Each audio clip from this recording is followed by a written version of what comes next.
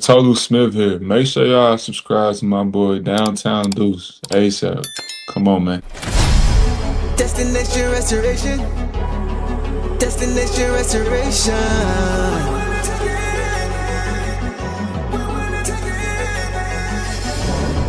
Destination restoration.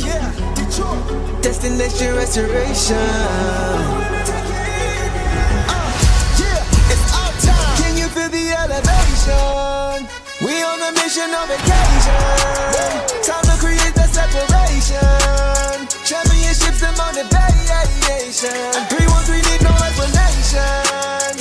Miss me with all that conversation. We ready for the confrontation. Counting down to our destination. The final destination. Together all the time together. It's us against the world, it don't get no better. We turned it around, that was the beginning. Coming for the crown, you know we winning. Time to put in the work, I'm about to go for step. Taking our prisoners, it's my time. Yeah, I know that it hurts. Saying back on the church, you don't wanna see me in my prime. The mission is to ring, we're caught in everything. In the city, supporting the dream. Vision new I never seen, we deserve to be king. It's all or nothing, no in between. The clock is ticking and I hope you're listening. Don't touch me cause I'm sizzling. Physicality is tipping and mentality is menacing. The dog pound body's crippling. Now the clock is ticking and I hope you're listening. Don't touch me cause I'm sizzling. Physicality is tipping and mentality is menacing. The dog pound body's crippling. Feel the elevation. We on a mission on vacation. Time to create the separation. Championships and motivation.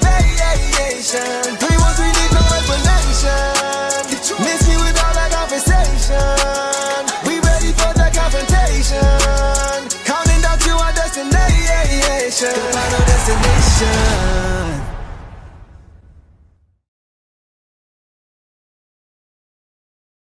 What up, though, everybody? Welcome back to another episode of the Downtown Deuce Show with the boss.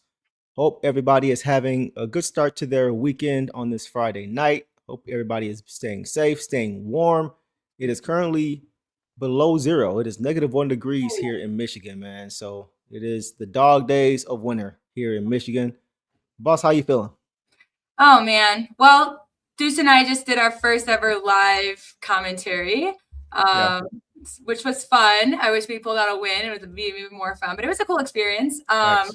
So I'm feeling a little bit and then we took a little break to transfer it over and got my thoughts together more. And disappointing loss, but a lot of factors. I think we're gonna have a poll about that as well. But I think positively, you gotta get some optimism from me, guys. We only lost by 7 in that terrible way we played for 3 quarters. So I'll take that. I'll take that. That's how I. We do want to shout everybody out though, for sure. It was our first one. We had a lot of fun with you guys. A lot of great commentary from you guys. It was cool to watch and react to it. Even though it was L, it was still a lot of fun. But here's the thing: we're planning to potentially live stream and have live reactions to the rest of the national games for the rest of the season that the Pistons have. So if you guys want those to continue going forward, we need to get 200 likes on this video. We got to make sure we're getting enough support.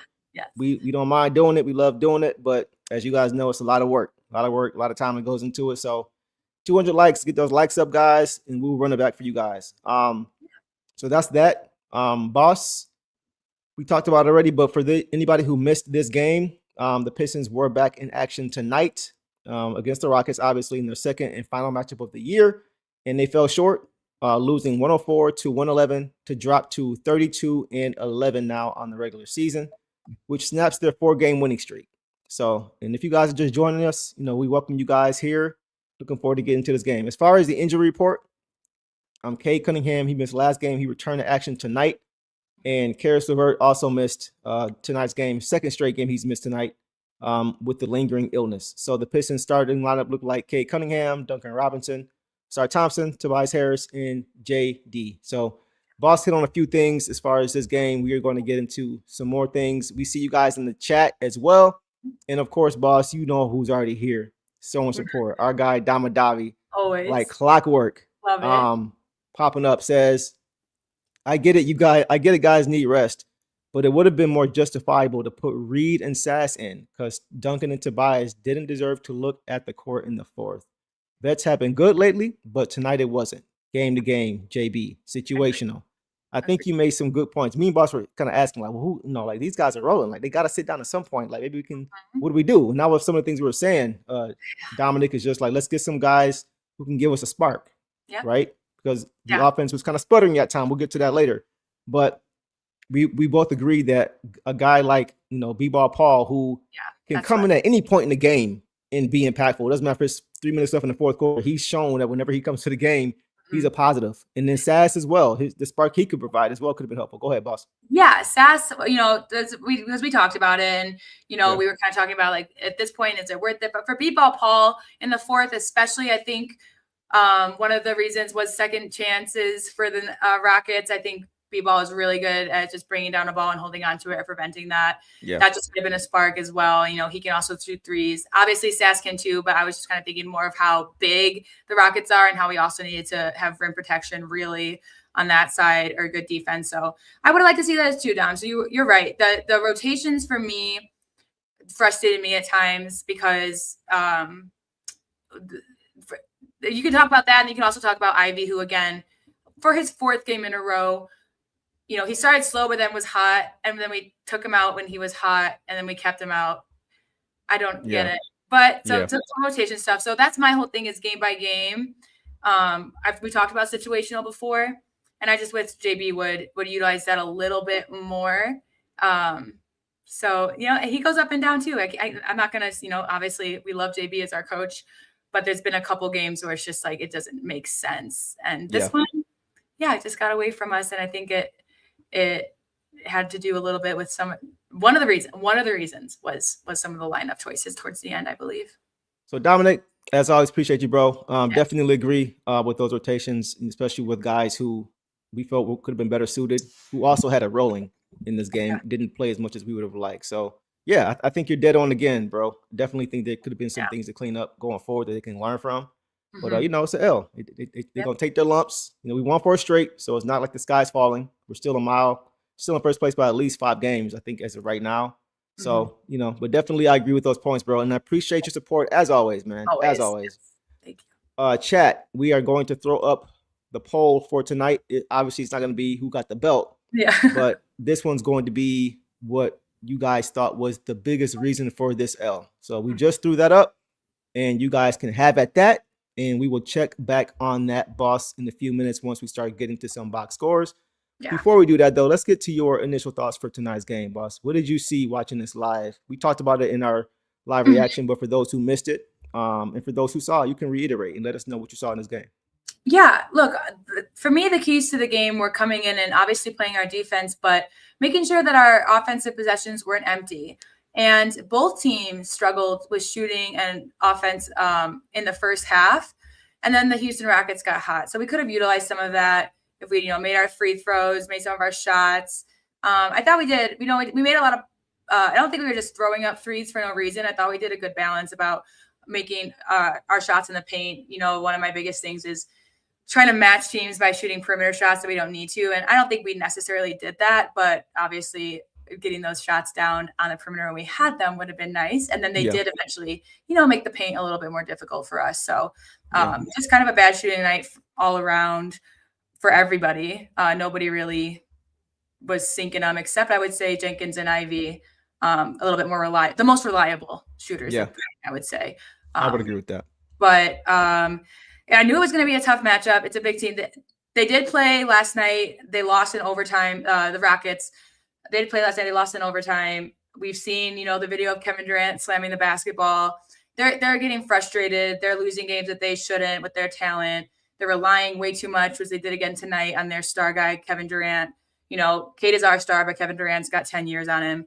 It's a lot. And so I expected them to come out strong and wanting to win this. They needed to win this. I think they felt like they needed to win it. A little bit more like we obviously want to win every game, but I was expecting that from them, and they just really just pulled it out. So a tough game. I didn't know which way it was going to go. But like I said, the way that we didn't let it get, it could have been much worse. And that's the blessing of the day. Yeah, no, for Yeah. sure. It was, this was not a pretty game, Mhm. by either team. This is from a competitive standpoint, it was very competitive, right? Mhm. Both teams were playing extremely hard. There wasn't a ton of execution early, especially for either team. Neither team was really able to really impose their will early in this game. It kind of happened later in the second half. But I thought it was Mhm. a very much a back and forth game between two good teams. Oh, Two yeah. good teams who are athletic, Mhm. who play good defense, who like to turn you over, get out in transition. Um, Kevin Durant had 2 early fouls in this game. Yeah. I think in the first 4 minutes. Yeah. And I was hoping the Pistons would take advantage of him being out, right? Mhm. And unfortunately, the Rockets held the lead. We were able to cut into their lead because they had a lead, but we weren't able to really separate ourselves. And I think that was something that really hurt us. It was just not taking advantage of that. They had 11 bench points in the first quarter. They had a lot of the first we had 2. So that's not even a narrative or a microcosm of how we like to play. More times than not, we are the better team coming off the bench. And I felt like we were, for most of this game. It was just we didn't get off to a great start. But as you mentioned, the bench mob, they came in and they made a huge difference. Yep. All night. As they do. Just getting stops, getting out in transition. It's been a strength for us, but we couldn't knock down threes, boss. We could not knock down threes. As a team, we shot 22% from 3. Right? They shot 35%. We shot 48% overall. But it was just the 3-point shooting that really, it really kind of just did us in. And our turnovers and then our missed free throws in the first half really hurt us as well, for sure. Yep. Just go ahead. Yeah, exactly. I've seen a lot of you guys just chime in with your poll thoughts. I've seen a lot of rotations, the offensive rebounds, rotations, refs. It kind of the calls that they chose were interesting, but I don't think that they were overtly bad. I think they let them play to an extent. So yeah, you guys are all of the above starters. Yeah, I agree. And I agree with everything you say too.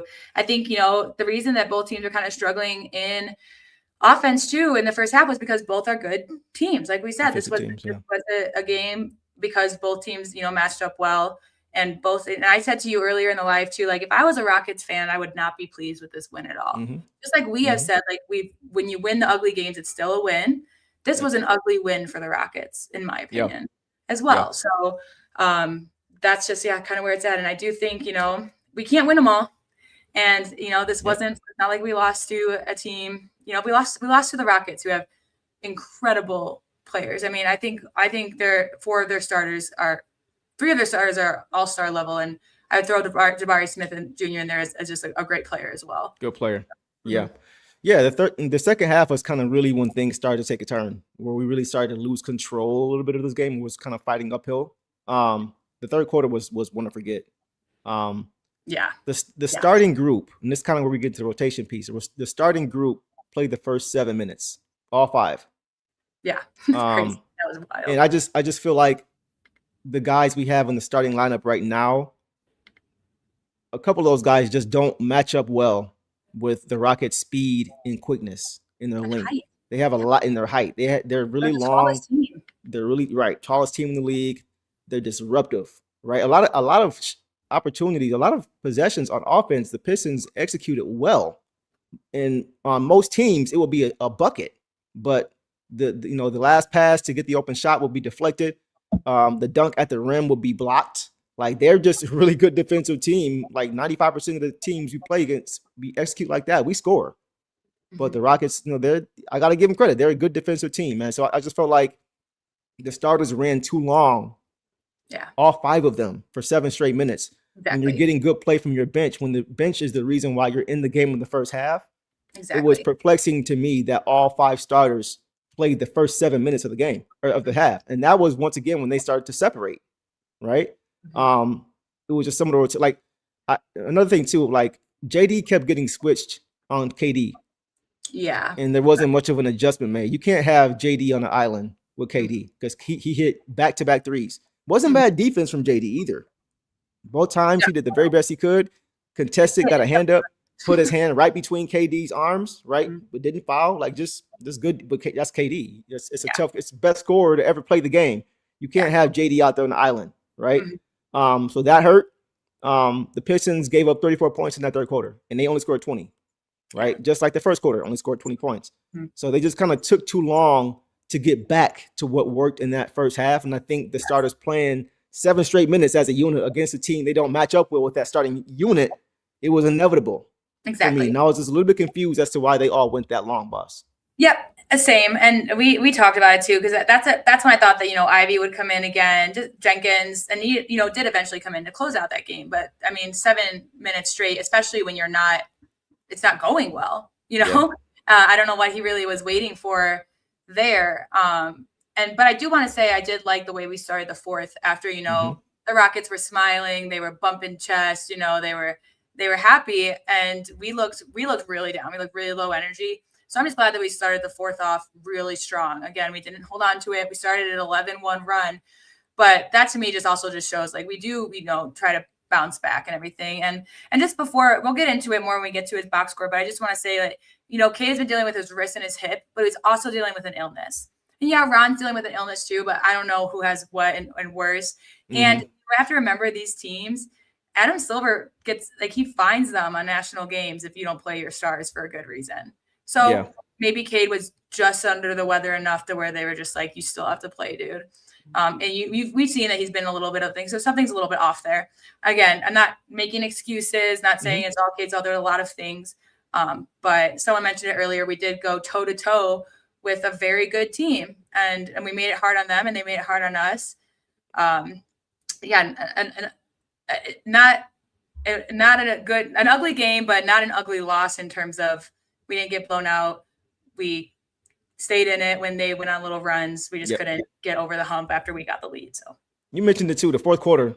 Much like the second quarter, when we were down, the bench got us back into the game. Like once the starters all sat down at the 5-minute mark in the fourth quarter, our bench, man, I think they went with the Pistons went with the lineup with Cade, Javante, Danis, Ron, and Stu, and J.I. was in there for a few minutes as well. That unit gave us a spark, man.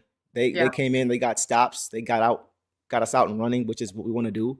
But once again, boss, when the starters came back in the fourth quarter, the same matchup problems still presented themselves. Right, that's not going to change. So that was what was tough. It was tough, man. We weren't able to generate offense. Yeah, and because they're tough to score against in the half court. When they can set their defense, they're tough. Because they're so long. And I think just having that bench mob in there who can create turnovers and get out, not allow them to get set, that's when we have the best chance of winning. I would have loved to see those guys get out and play a little bit more. So that was one of the biggest things for me. I just want to get to this real quick because commenting and we didn't get it up here. You guys never read my takes. Sorry about that. We're trying to keep up with everyone. JB was terrible at adjustments. Yeah, they were trapping Cade, so the adjustment should have been to take Cade off the ball so we can focus on scoring, need to make the trade. Yeah, we agreed in the live as well. In terms of, I think, I don't think we need to trade. There's a couple guys, we've talked about it. We won't get into that now, but we talked about just bringing Jenkins in, which they eventually did, but a little too late. Jenkins became the main ball handler to help out with Cade. So we saw those things too. I think, obviously we do need a more reliable scorer on offense. I think that we have those scorers. Again, tonight we definitely had them in Jenkins and Ivy, and Jenkins came in a little too late, and Ivy didn't come in again really at all. So I don't really understand that. But Cade was off with his shooting as well. He was only held to 12 points, so we need a shooter overall. I do agree that there needs to be something, but I don't think it needs to be anything massive. We've talked about it. Go back to our last show. The last 10 minutes was a rant about it, but we see what you see, guys. But this is, only our 11th loss of the season, and it wasn't just it was a lot of our shooting tonight, but it was kind of all around. Even our big guys. Duncan's been on a streak. This was his first off game in a while. Cade was getting shots.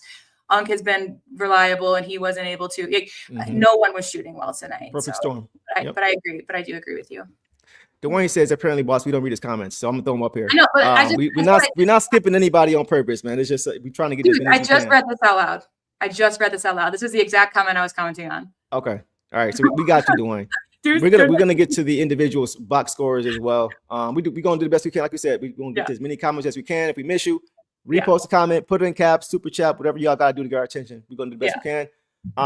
But boss, I want to get to what Doug said here. Doug says, guys, why not give Chaz a chance? Plays D and sweet shot. I mean, Yeah. on a night when you're looking for a spark, you guys mentioned B-ball Paul, mentioned Sass. Mhm. Maybe not. Why not Chaz?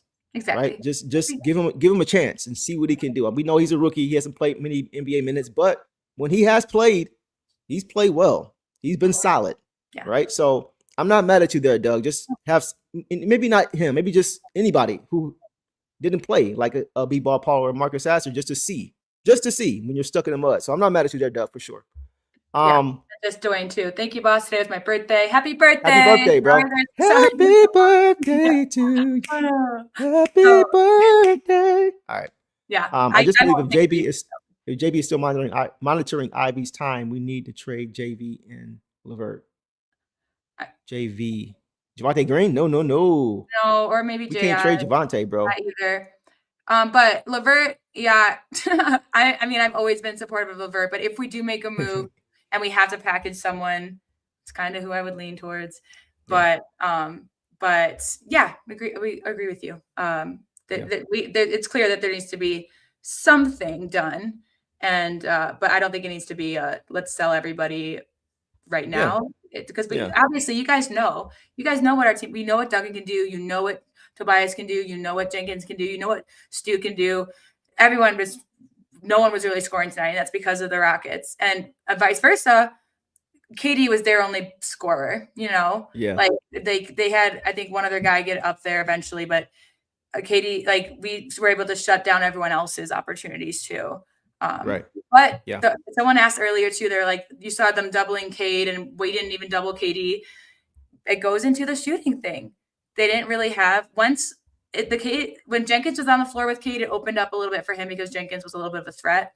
It's hard to double KD when you also have Şengün and Amen and Jabari Smith, and even Okogie is doing great from threes in his minutes. So yes, that the reason we weren't able to double is because there were too many other threats, and they were able to double us because nobody else was really hitting it, which we've seen before. So yeah, exactly. By the way, if you guys hear any crying, that's my son in the background cutting up. Wifey just got home with the boys, so just giving y'all a heads up. It may be I don't hear anything colorful. yet, but I'm surprised because found out boys about got some pipes. You boys are loud.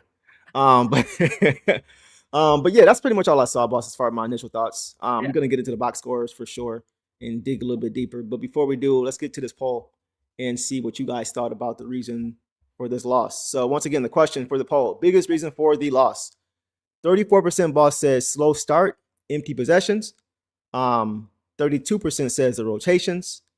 24% says the turnovers, and 10% says the second chance opportunities. So pretty spread out there. So once again, and there were some, it wasn't just one thing in this game. And you guys, results there are kind of indicative of that. It was a few things, a lot of things that kind of went wrong, that kind of threw things off the rails. But once again, 7-point loss, despite all that, is the silver lining you can have to a game when you lose, when you don't play well. So these guys, the fight wasn't lacking. It wasn't like we don't have conversations anymore about our team as far as effort. Yeah. That's a very encouraging thing. We're always giving the effort. Now it's just more so execution and rotations and just making the right adjustments at the right time. So that is what I'm taking away as a positive. There are some negatives we're going to get to soon, but that's what I'm looking at as far as the positive. So boss, let's go ahead and get into some individual box scores. And let's start with Cade Cunningham. Tonight, guys, Cade Cunningham played 37 minutes and he finished with 12 points on 5 for 13 shooting overall, 0-4 from 3, 2-3 from the free throw line, 1 rebound, 8 assists, 6 turnovers, 2 steals, and 1 block, once again, boss, in 37 minutes. So kind of a rough night for Cade. So go ahead and take off on what you saw from Deuce tonight. Yeah, I would say kind of his worst game thus far that I can remember recently. Because even when he wasn't shooting well the other night, he finished with 15 assists. And tonight, 12 points, 8 assists.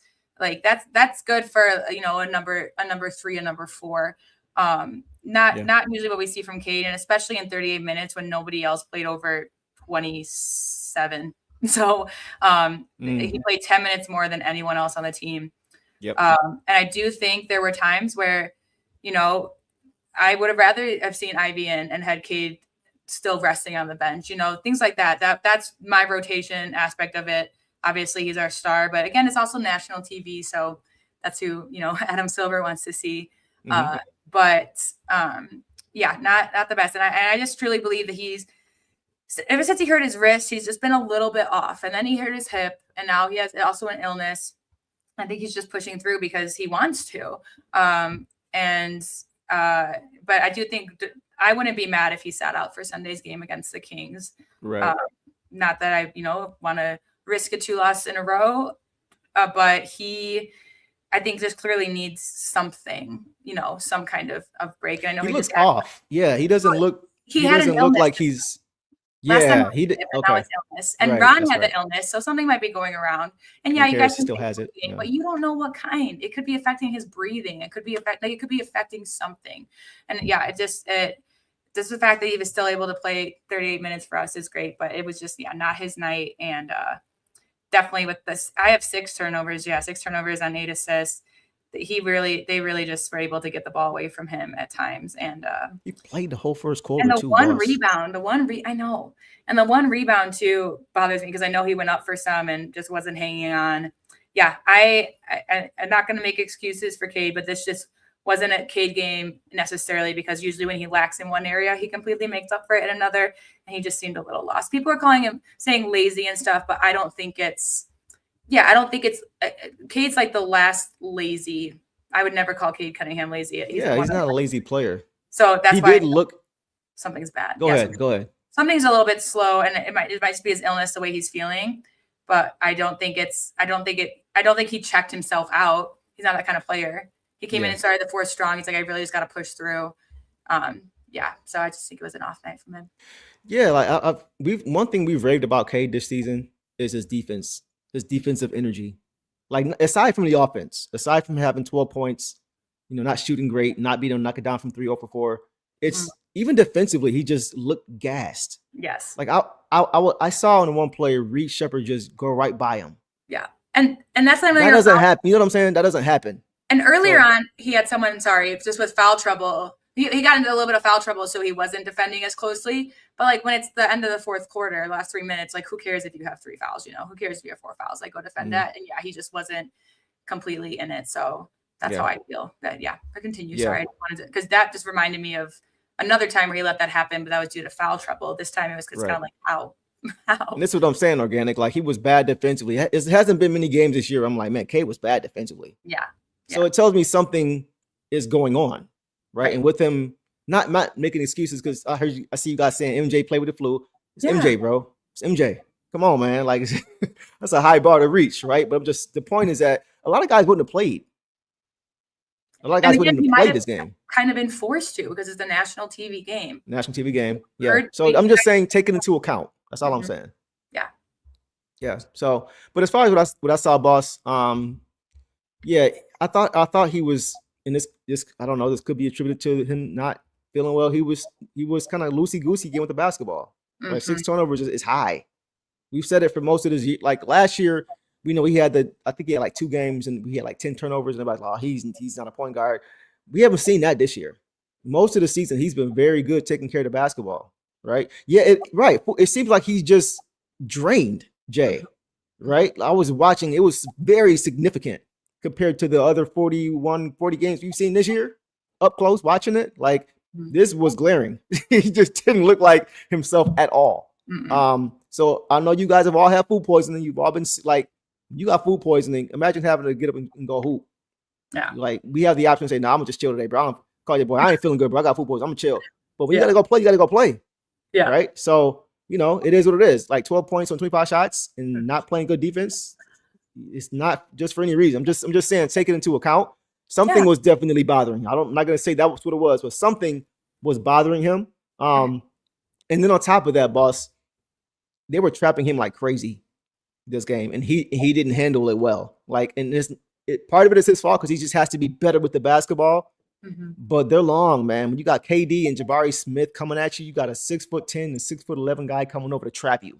Yeah, that's tough. Yeah, and they were doing it. Every time he caught the basketball, they were looking to get the ball out of his hands and make somebody else beat them. And unfortunately, when he was playing with the starters, nobody else was really able to do that. The bench unit, it was him and the other 4 bench guys. That unit was much better, just off the catch when he was able to get the ball to them. But first half, it was tough for him because he wasn't getting any help offensively. He just wasn't getting it.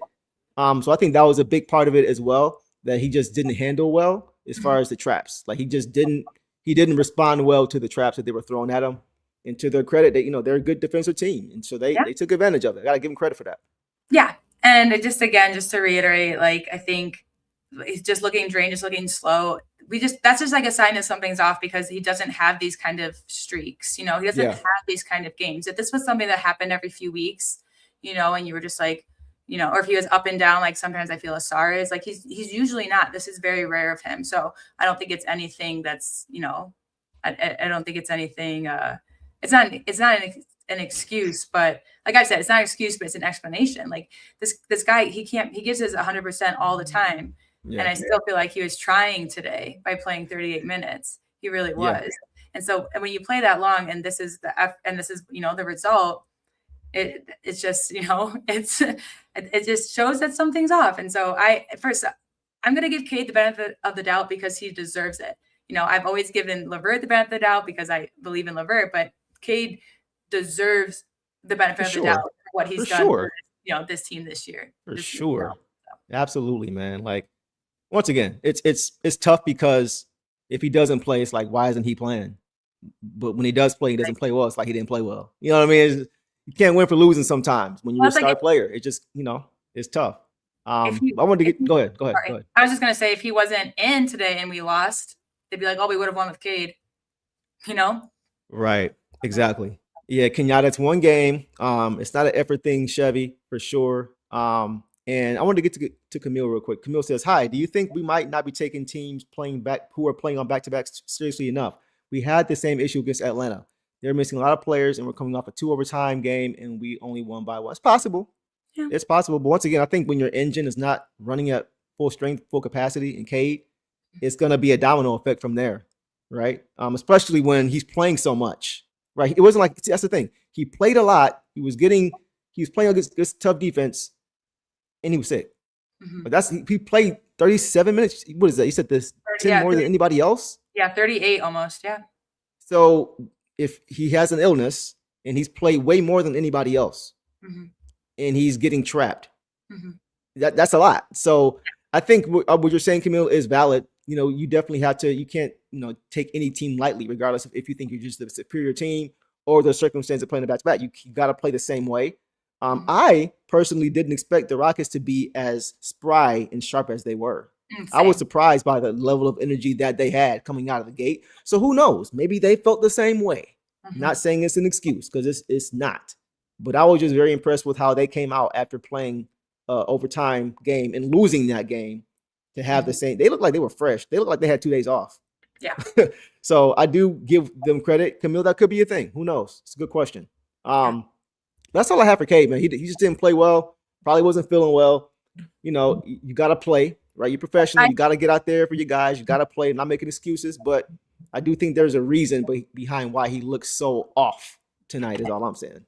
And just before we move on, I just do want to reiterate to you guys, like Adam Silver has fined teams for not playing star players on national games. Like mm-hmm. if this wasn't a nationally televised game, he would have, rested. He was game time decision. So I just don't want to discount that fact either, is that he obviously, he could have just this could have been the best he could give tonight.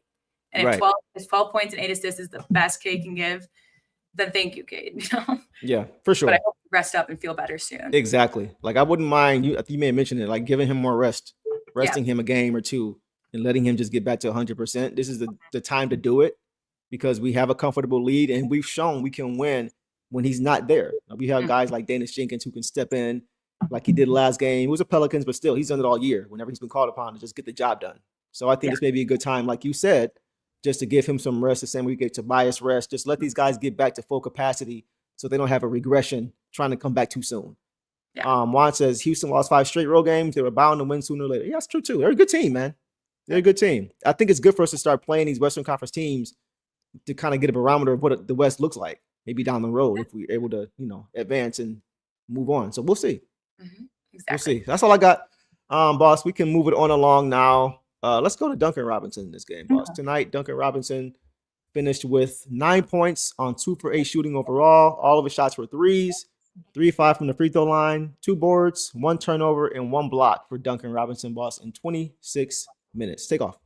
So 2 for 8. He hit 2 threes in the fourth. So he was 0 for 6 going into the fourth quarter. It was cold. And this was someone that when he came in at the end of the fourth, I was like, JB, why? This was the rotation thing for me because Ivy was knocking down threes. Ivy, I would have rather have had Ivy in than Duncan, or Jenkins back in than Duncan. And it's not because, Duncan has been so good. He's had his best stretch of games for us this season. He was shooting 48.5% from 3 through January. It was bound to happen with the slow game, just like it was bound to happen when Malik had slow games. Like it just happens to shooters. Shooters are off. So I just didn't like that he, he just wouldn't have been who I chose after being 0 for 6 when there's other guys that can shoot threes that were and making them. So, but anyways, he did try in the end. I appreciated his little drive to the rim after he wasn't making threes. And then that was, the foul on JD that they reversed after they saw Jabari was pulling first, but he still shows effort. It was a very tough team for him. Everyone was bigger than him, except like maybe Reed Shepherd. He had tough assignments tonight. He still put up effort, but his shooting was way off. And for me, it's just more about him playing to finish the fourth. He shouldn't have finished the game. But that's not on him. He wasn't right. He doesn't pick. And then, he did that's when he made his shots though, so I don't know. Yeah. It's tough for him, boss, because like we've talked about him the last few games, how he's been more of a creator. Like how when he catches the ball and guys are attached, or when they're kind of getting out there to him, they're closing out too hard, he's been able to put the ball on the floor this year, or for us this season, more than we've seen him do anywhere else, with Miami. Just being a creator. We've praised him for that. Once again, tonight he played against a superior defensive team. Right. When he puts the ball on the floor, those guys are right there. Jabari Smith is there, and Duncan's not. He doesn't have a huge burst, so unless you close out extremely hard, he's not going to be able to get a step on you when he puts the ball on the floor. And they rotate well too. Their rotations are great. So even if he is able to get by his guy, the rotation is coming. Right. So the pass you're going to make out of that, it better be on time, on target, because they're long. They were so disruptive with their passes and getting deflections and steals out of stuff like that, right? So because he's not a super athletic player, not really able to get 2 feet in the paint off the catch, it's hard for a player like him to really get going if his shot is not falling. And they were up on him on his shot. So it really wasn't a good matchup for Duncan Robinson. Like, he didn't shoot the ball well, and because he wasn't, nothing else off of that was really working for him. That's what I saw from him tonight. Just awesome. And again, like even if his game was as good as last one, like it was just a bummer that this game was the one that his shots weren't falling when he got them. And they did defend him very well. He didn't have many open 3 opportunities either, which he has been able to, get around screens. Like, they're, again, just a good defensive team. So they shut down our shooters. But someone said earlier in the chat, if he was on, we would have had the game. Of course, you can say that about a couple people, but definitely the way that Duncan's been playing lately, this was just the game that, kind of caught up to him, so you can't stay hot forever. But yeah. Yeah, I agree. Michael Moore says, Deuce, we need him to get shots off behind the arc. He has a slow release. Chaz has a quicker release than him. I agree with that. Chaz has a very quick release, man. He's a little bit more athletic. Yeah. So I saw somebody earlier in the comments say, if Duncan isn't getting it going early, if it's a bad matchup, you sub in, bring in Sass, bring in J.I., bring in Chaz. I think those are all good options if the matchup isn't there, right? Because we know what Duncan can do best, and against teams like this, it's just not really well suited for him. So I agree with you. So we'll leave it there. Anything else on that? No, I don't know if you want to get to the poll, but I just want to ask Crud what happened. He said Booker just got hurt. Oh, wow. I don't like that as a fan of the NBA. Of course not. Of course, Royce O'Neal, Dream Alive. True. Just let me know if you don't mind letting us know what happened. If you locker room, like, is it immediate? Seriously, do we know? I'm just curious because that's want somebody to get hurt. Yeah, for sure. Okay, so boss, you asked for the poll. So the updated poll, biggest reason for this loss tonight, guys. 38% has slow start, empty possession to start the game. 33% rotations, 18% turnovers, and 11% second chance opportunities. So a lot of you guys think the Pistons did not hit first in this game, and that was the biggest reason why the Pistons didn't get the dub. It was important, man. Yeah, we talked about it, boss. We want to see this team always dictate pace, impose their will in the game, and get to their style of play as soon as possible. As Devin always says, make them call the first time out, like we always say, right? Yeah, so yeah, it just didn't happen tonight. So I agree with you guys there. I think all the things we mentioned factor in, but I think that was definitely a big one. So let's move on to Asar Thompson. Update real quick while we do that. High ankle sprain and he's leaving with crutches. Oh, D-Book? Yeah, not a good sign. Yikes. High ankle sprain might be a couple weeks for him. Hopefully he's straight. Yeah. All right, let's get to Asar. Tonight, guys, Asar Thompson finished with 12 points on 5 for 8 shooting, 2 of 2 from the free throw line, 8 rebounds, 3 assists, 2 turnovers, 2 steals in 23 minutes. Would you like from Asar or dislike from Asar tonight, boss? What'd you see? Okay, so AT. Sorry, I was just quickly checking other box scores, and the Pacers did beat OKC. Wow. They beat them by 3. Anyways, it's crazy. Yeah, weird. So it's not just us. We lost. They lost too. And they lost to an inferior like Pacers are not the Rockets. So no. We just Go ahead. Yeah, Asar, bummer that he got into some foul trouble a little early. I didn't love that. He had some really great turnaround jump shots. Like he was really hitting it from the mid-range. He looked really confident. I love that from him. He looked decisive tonight. I think just the foul trouble was the worst thing because he really could have popped off more. But I think this game still keeps his streak alive for me of like confident play. 12 points, 8 rebounds, 2 steals. He had some good looks. 2 turnovers. Some of them were, I think those were just, one was knocked out of his hand and one was poor pass, I believe. But yeah, it's still, we would have seen more of him if he didn't get into foul trouble. But his brother had 3 more points than him and 1 more rebound than him and more assists. But just to look at that, because it was a twin game in the media. Yeah. But I'm not necessarily mad at what I saw from Asar. He's just still showed a lot of confidence, good decision making. But yeah, the foul trouble cost us. And again, the refs, some of you guys said refs too. I think that was the weirdest thing is some of the harder fouls, like we saw guys grab on both sides, guys grabbing each other, wrapping each other up. But then like some of the softer fouls got called. It was interesting. But I'm not no huge complaints from Asar tonight in the loss. Yeah. So the foul trouble was bothering. It was bothersome, right? I think the biggest reason though is because it just kind of put them in the penalty early. I wasn't really concerned about his he's got to leave the game because of how well Ron was playing. True. I felt like Ron was. I was perfectly fine with Asar and his foul trouble tonight, from that standpoint, because of how impactful Ron Holland was in this game. Okay. Right? I really thought Ron gave us some really good minutes. He was a big part of why we came back with the other unit, right? So I wasn't really too concerned about that, aside from just putting them on the line early in the quarter, right? Because some of those fouls were just bad fouls, where he's just too aggressive, trying to get a steal, getting in front of his brother when his brother's trying to bring the ball up court and he's not giving him any space to move or anything like that, right? That kind of stuff you can't have, right? So the fouls that he committed, a lot of them weren't the best foul. He was just too over aggressive. And I'm not mad at the aggression, but we can't have too many of those to where it's affecting us and letting them get easy points. But I thought his effort was there.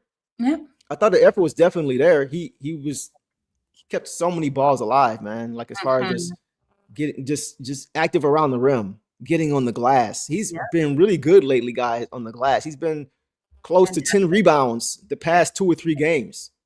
So he's really been active. Tonight he had 8. I think last game he had 9, right? So he's really been active on the glass and really just active, just trying to keep plays alive for this team. I thought he did a really good job just being active around the rim. And offensively, I thought he was under control. Once again, in the half court, making nice passes, getting penetration, drop-off pass to JD for a dunk, like stuff like that. He was very much, again, under control. How many turnovers did he have tonight? Tonight he had 2.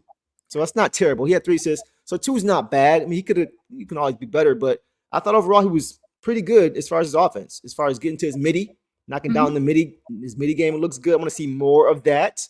He had a huge putback in the 4th quarter off a JD jump hook miss that we needed to keep us in the game. Once again, the activity around the rim. That's a board. That's a rebound.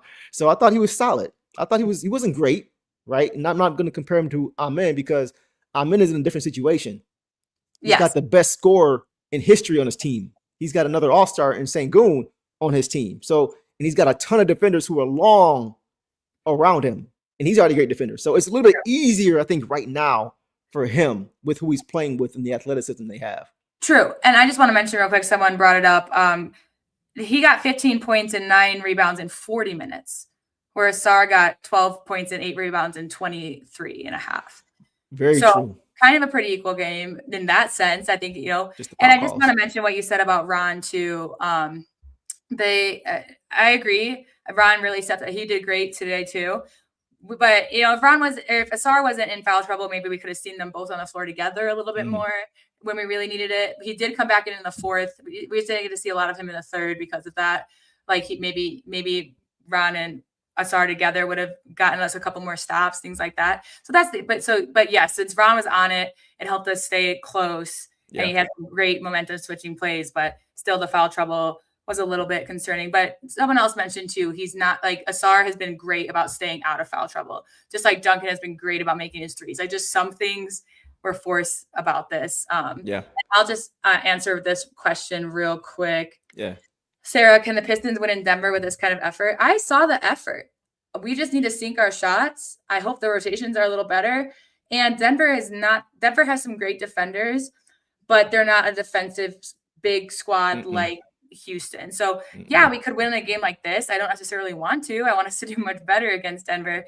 But yeah, again, this was just kind of a matchup thing to only lose to 7 by another very, very tough physical team. Like the reason that emotions were so high at the end was because it was physical all game. Both sides were frustrated with because again, KD carried them for a long time. And that's why it was frustrating for us to, the slow start, which a lot of you guys voted for, because KD had to carry them. And so when those other guys are getting frustrated because they're not getting looks or their shots aren't going in, it just builds up. So yeah, I wonder, this is a good comment too. Where did it go? I just saw it.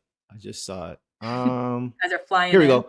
Michael Moore, says he has a year of work on his brother. Basically, Amin has a year of work on his brother. Asar sat out a year. That's another thing too, right? Asar missed 8 months of basketball activity last year with his blood clot issue, right? The Pistons are a year behind, right? So like that's another thing too. He's had more reps. He's had more time to get used to playing in this system, playing with Coach Udoka. Like all those things go into it. That's why we always talk about giving these guys time, right? Because the Asar we saw at the end of the season was much better than we saw at the beginning of the season when he came back. And different positions. Asar's a wing and Amen's a point guard. There's that too. That's why Amen, when you're a point guard, you need to score too, and Asar, but Asar's scoring, like his jumpers look great today. That's another reason a little bit with the foul trouble, because maybe he could have popped up a couple more of those and they gone in. And I mean, again, it was just 7 points. So just a couple added to that up, but all of them individually are going to take something home from this to work on. Yeah. So we'll leave it there with Asar. Wasn't a great game, but wasn't a bad game either. Boss, let's keep it moving. Let's move on now to Tobias Harris, man. Tonight, guys, Tobias Harris had 4 points on 1 for 6 shooting, all 3 from 3, 2 of 3 from the free throw line, 1 board, 1 assist, 1 turnover, and 2 steals in 25 minutes. So tough game for Tobias Harris. Uncle T, boss, what'd you see? Yeah, 1 of 6 isn't great. He had a couple looks, from 3 of those were threes. I don't love that. So you take that away, he was 1 of 3. Which, from the paint, which is a little bit more understandable the way he's been playing and then the type of game that he plays. Yeah, they just really shut him down.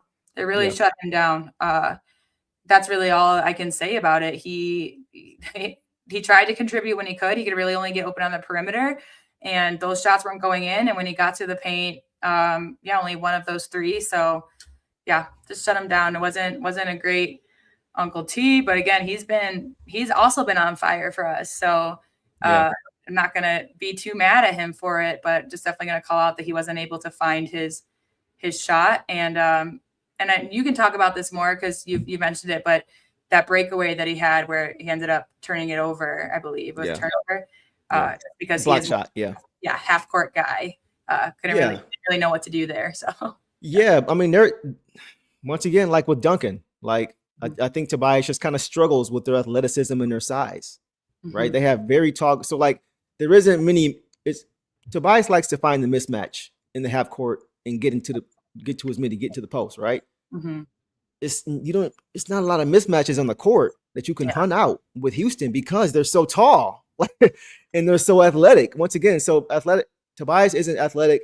He's strong. He's strong in the post, right? But he wasn't able to find a mismatch that he usually can to punish defenders in the post. It just wasn't there. He tried a couple times, but he would go from KD. The switch would be Jabari. Like okay, thanks. You know what I'm saying? So even that, it just wasn't a good matchup for him because he wasn't able to. Outside of using that mismatch, he wasn't able to. He can't blow by guys, so it wasn't like he could face up and then go. Or he's not that kind of player. So once again, like Duncan, he struggled because his team is so long and athletic. You need to fight fire with a team like this. And when we did that with those athletes and when our bench came in, we saw them play effectively. So I don't think Tobias was just bad because he just was terrible by the way he plays. It's just a bad matchup for him. Bad matchup for him. So. He still tried, like you said, to get his stuff, and that's all. That's when it's a matchup like that and it's tough, you still, are hoping that the guys are still trying to play their game that is a successful game. And he is, no matter how people may feel, but he is very successful in our half-court offense. He is very successful at the back down fadeaway jump shots or the turnaround shots. Like he is successful in those. He averages almost 14 points a game for us. So just like I said, they just shut him down and he tried. And then, he put up 3 in the paint, three in the perimeter. And then he just, like I said, kind of invisible at that point. Yeah. So Yep. Let's get some comments here, boss. Jim Oak says Toby can't mismatch unless defender's shorter. That's when he's at his best, right? Exactly. And there was no, unless they had Reece Shepherd in the game, there was nobody there was able you could hunt out, like nobody. Organic says tonight was a Duren, Stu, P. Reed rotation type of game. Tobias was outmatched, and then Sebastian follows by saying, which is exactly why they should have went with Stu to close the game out. Our strength is literally our right. You got to go with your strength. And to start the game, and to start the game, exactly. Which is what we talked about, guys. Boss has mentioned it. I've mentioned it as far as why we think Stu is so important to this team now and long term. Yeah, whether you want it, permanent or situational. Today would have been a situational game, right? So, either way, he started. So yeah, exactly. And like we said, guys, Houston's a good team, man. I don't want people to miss that, right? We know, they're 26, 27, and 16. So record-wise, they're not the same as we are. But they're playing out west, man. Yeah. They're playing out west. Some tough teams out west. So that's still a good record playing out west. So we just got to recognize, too, that and give them their credit. We know we are good. We know we're a good team, best in the East. But the West is an animal, man. So for them to be doing this, and I think now we're starting to see how good the West is. And that's why I'm looking forward to playing these teams, because we get to really see what we could be looking at going forward down the road. So tough game for Tobias. I'm not surprised by it. It is what it is. But hopefully at some point we can maybe see a change, with that lineup to eventually get to what we want to get to, which is, as you talked about, turnovers, stops, transition. Y'all know what it is. Yes. All right, man. We can leave it there on Tobias, guys. And boss, we will move now to our last starter, Jalen Duren, guys. Tonight, Jalen Duren had a good game. Had 18 points on 7 for 13 overall. 4-4 from the free throw line. I love it. That's the JD I'm talking about that I'm used to seeing. 7 rebounds, 2 turnovers, in 26 minutes. Didn't play a lot of minutes, boss, but go ahead. Take off. If I had to say, again, he had probably the best. He did have the best game out of anyone on our team. But I didn't like that he was getting boxed out. I didn't like that he finished with 7 rebounds, fine. But no, don't let Clint Capella box you out completely. You're tall enough to hold on to the ball. There were just some things that he was down there and they were getting when you get second chance opportunities when Duren and Stewart are on the floor, that's not okay. But he was trying to get the baskets. He was, I saw him, attempt some blocks. He was attempting the good post defense. So I guess really nothing. I don't know. And he made all of his free throws. I'll take that. 53%. Yeah. He had the best game of the team, but he's coming off of a 25 and 15 or something like that. It's coming so 20 and 15, something kind of crazy. 2015, I think. Yeah. Yeah. So for me, I just, I wish he was used his strength a little bit more and his athleticism down low to grab those rebounds and boards and prevent second chance opportunities and for us to get some more second chance opportunities. We didn't really have a lot under the rim for us on offensive possessions. But yeah, I can't 18 points in a tough team like that. Like Şengün and Jabari were down there low for their men's tough. Clint Capella made it tough on them because they lost Steven Adams a week ago. But can't be too mad at that stat line in a loss. But I know that he could have done a little better, and I'm sure he knows it too. Yeah, I mean, I felt like out of all the starters, he played the best. Mm-hmm. Right? Yeah. I thought Asar was a close second, but I thought of all the starters, JD brought the energy again. I thought he was good, man. Like I don't really have a lot of criticism for JD tonight. He was efficient. When he went to the line, he knocked his free throws down, which is something we talk about with him lately. He's kind of been struggling a little bit. He tried to be a presence. You know, they're very handsy. Like you mentioned, like a few times he came down with the basketball, and I wanted to see him go straight back up instead of bringing it all the way down and letting them get it to it. But I don't really have much to say about JD negatively. I mean, I thought he was very active on the glass, tried to impose his will down there. You know, I don't really think Clint Capella can mess with him, or shouldn't be able to, right? Or anybody. They had Jabari Green guarding him at times. I did notice they put Asar on him at times too on the perimeter. And surprisingly, that worked well for them. I don't know how or why, but that worked well for them. But yeah, I don't really have much negative to say about JD. I thought he was just solid tonight. Yeah, it's hard to be great when the other guys who you're starting alongside are not. Yeah, you gotta get some help somewhere. He had some nice connections with Cade in the lob. They got that going again tonight, which is good to see, right? But overall, I thought he was just pretty good. I don't really have much to say about JD. And then I'll address this. Bossy was going against Şengün, Durant, Smith for rebounds. Yeah, that's what I said. And that's why we started over bigs. Agreed. But there are just times that they're both on the floor. And it's also something I'm just curious about in terms of our offense. Like, we should be able to the only reason you shouldn't go for an offensive rebound is if it's a team that gets back fast. But we get back fast. So like there should always be someone under the rim too. So it's not even really his fault too. I just feel like sometimes, when we've got people like Ron or Stu or some guys, or we're off on threes, if we're still trying to put up threes, I hate Şengün. But when, we need guys under the basket. I mean, I called it, was it the end of the second quarter when it was going down? I was like, this is what I need right now is for Ivy to shoot a three. And if it happens to miss, I need a guy to be underneath. And we had two guys underneath, and they had one, and he out rebounded them. Yep. And again, it's a tough matchup. So I'm not trying to say that to criticize, because like Deuce said, he had a solid game, the best game of the starters, the best game, but there's just some things that I'm just like, he needs to be, this is the competition, and I know he can do it. So, but again, it wasn't just him. You guys have heard me go off about his rebounding. 7 rebounds against those guys is still very impressive. Yeah. But I think I just tend to notice the misses more because I was watching them get second chance opportunities with our guys under the rim, and I was watching them also get defensive rebounds with none of our guys under the rim. So, but good points. Absolutely. It's tough. So, and that's the thing too. Like we know how strong JD is. He plays like he's 7 feet, but he's 6'10". Yeah.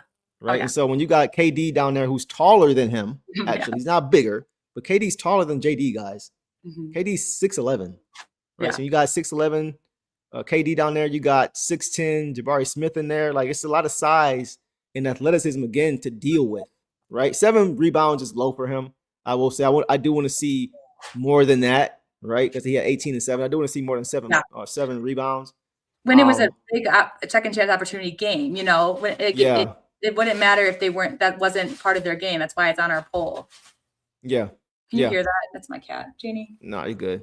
She's playing with the bag. The most obnoxious playing right now. And I just want to get this real quick from Camille. Sarah, I'm not his fan. I appreciate so as well. So you're not alone. I appreciate that because he's Şengün is Turkish. So to hear that from someone from Turkey, it makes me feel right. And you're not a blind loyalist. I like that, Camille. It wasn't like JD lost his matchup though. Like Şengün had 19 and 5 or 19 and 1 rebound. Like one. Yeah. So Şengün had an off game in a set.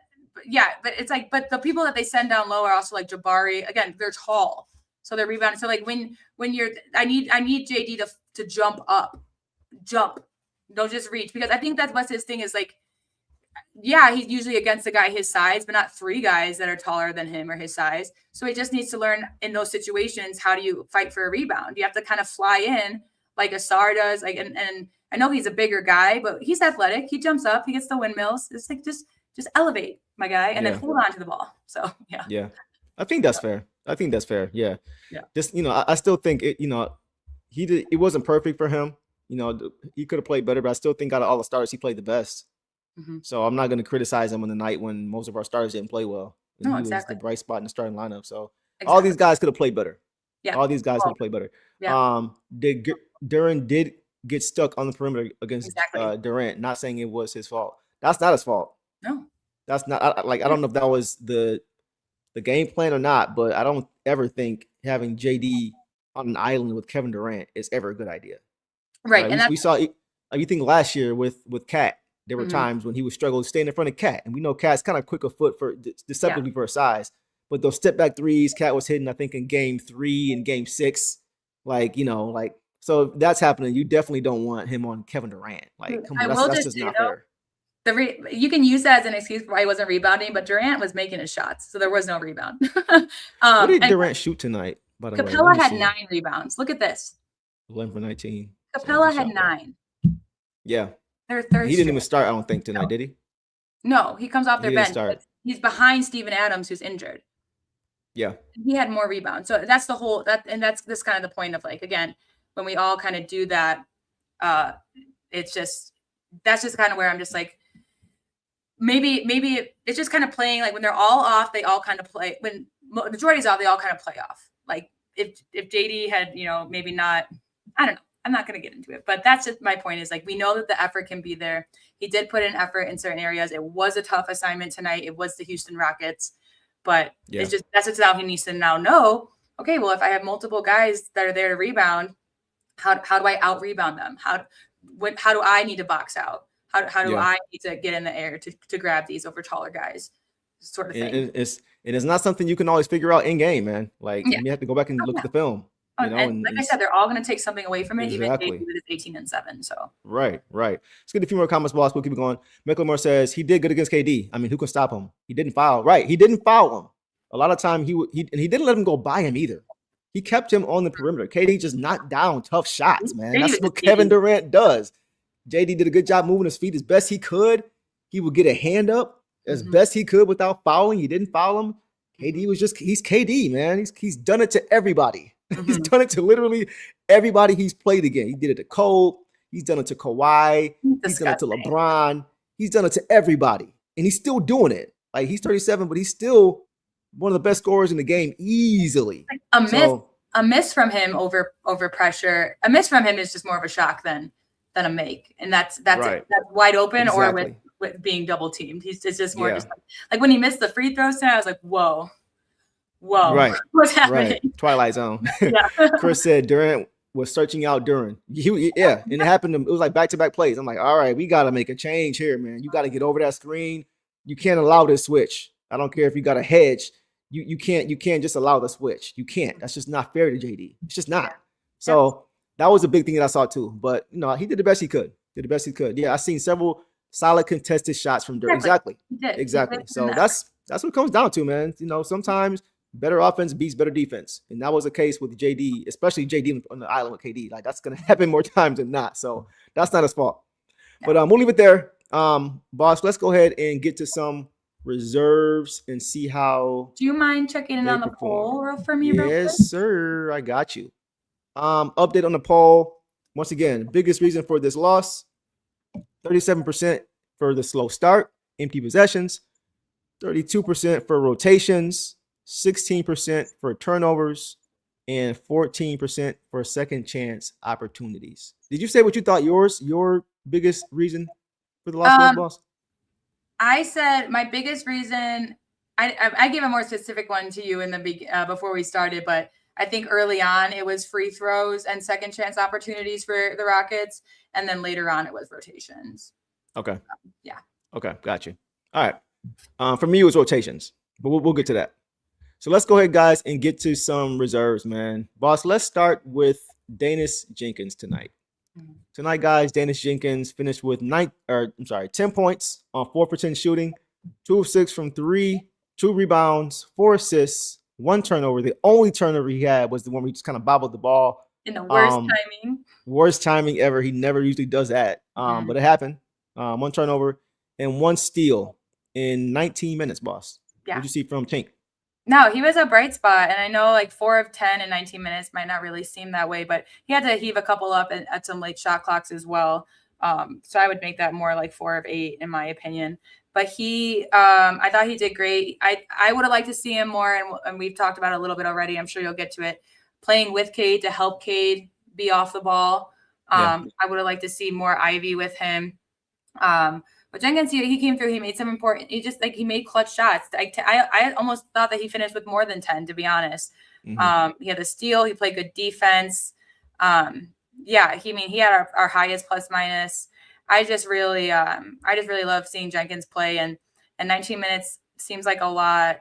It seemed like he was less out there. I just think that in some place he just didn't touch the ball, honestly.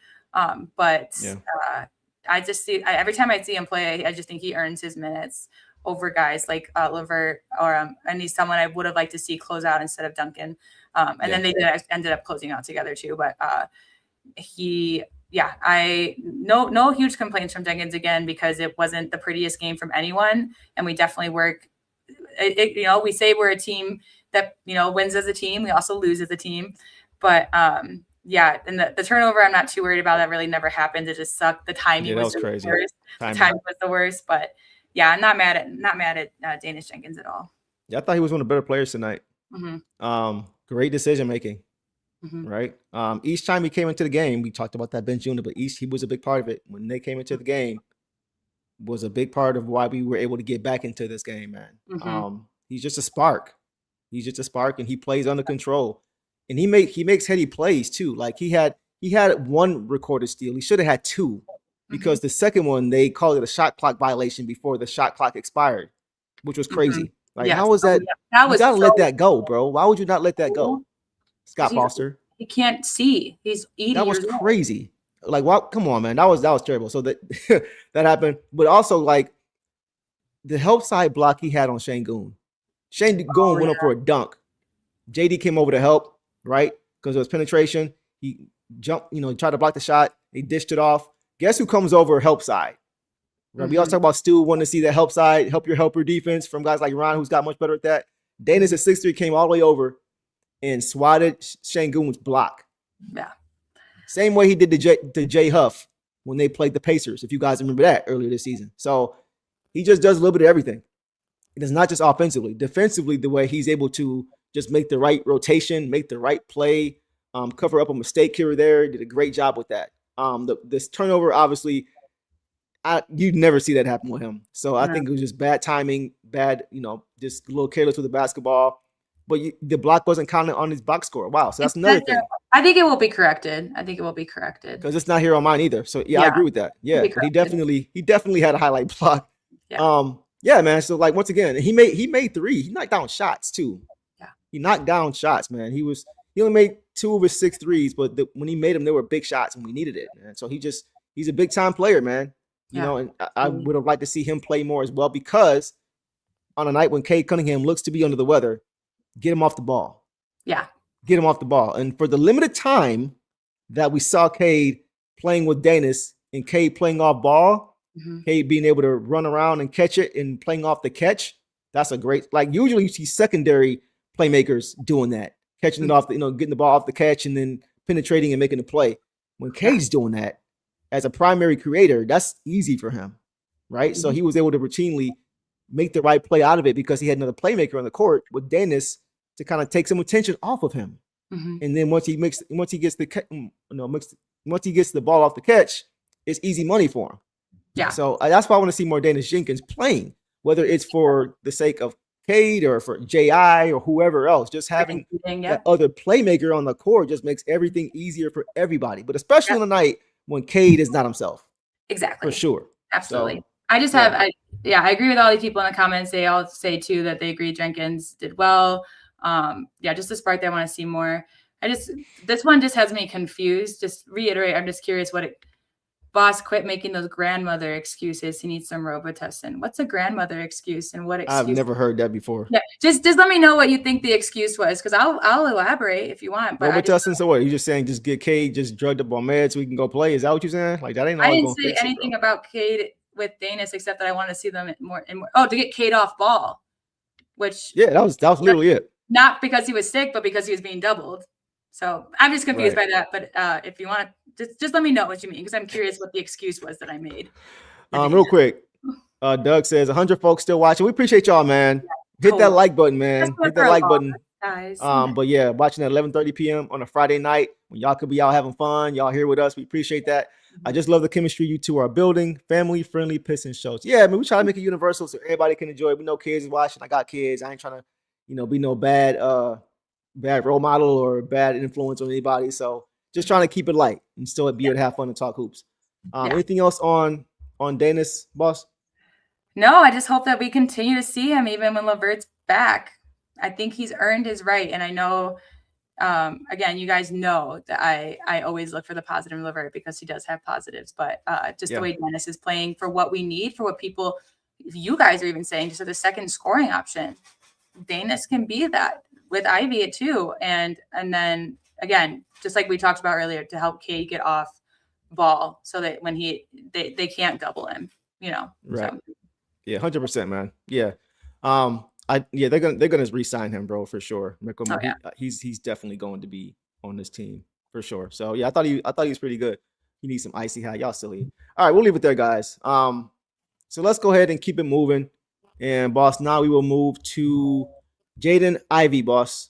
Tonight, Jaden Ivey finished with 8 points on 3 for 7 shooting, 2 of 5 from 3, 1 rebound, 2 assists, no turnovers, and a block in 14 minutes, boss. Yeah. Feels like deja vu these days for me. Yeah. This is a game that you can't blame Ivy for. And I think I'm sorry. I'm going to say it straight up. You either didn't watch the game or you're just letting your bias interfere with today, because you can't blame this one on Ivy. He started a little slow, like some players do. The last 3 games, he's come in super fast and hot.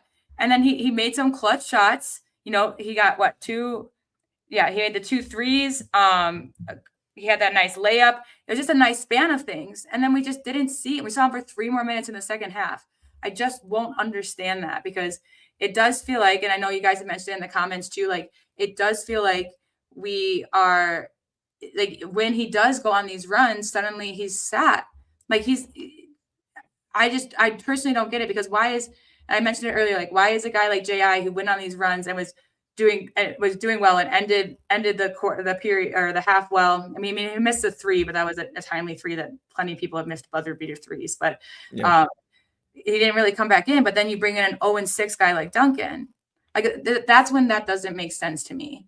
Because and no hate to Duncan, but Ivy and it's just getting frustrating because it's been the last 4 games that J.I. has utilized his minutes well, and then his minutes are still short. And I really think that he could have helped, he really could have helped in this game, whether it was scoring or again with Cade helping him stay off ball, being a secondary handler. He had that block too. It was a block, and then was it Javante that came over for the help side and blocked it again? Mm-hmm. Yeah, he was playing after a slow start. I just appreciated that he just didn't lose. Like the effort stayed up, the energy stayed up. He got back into it, and then he was sat. So that's just.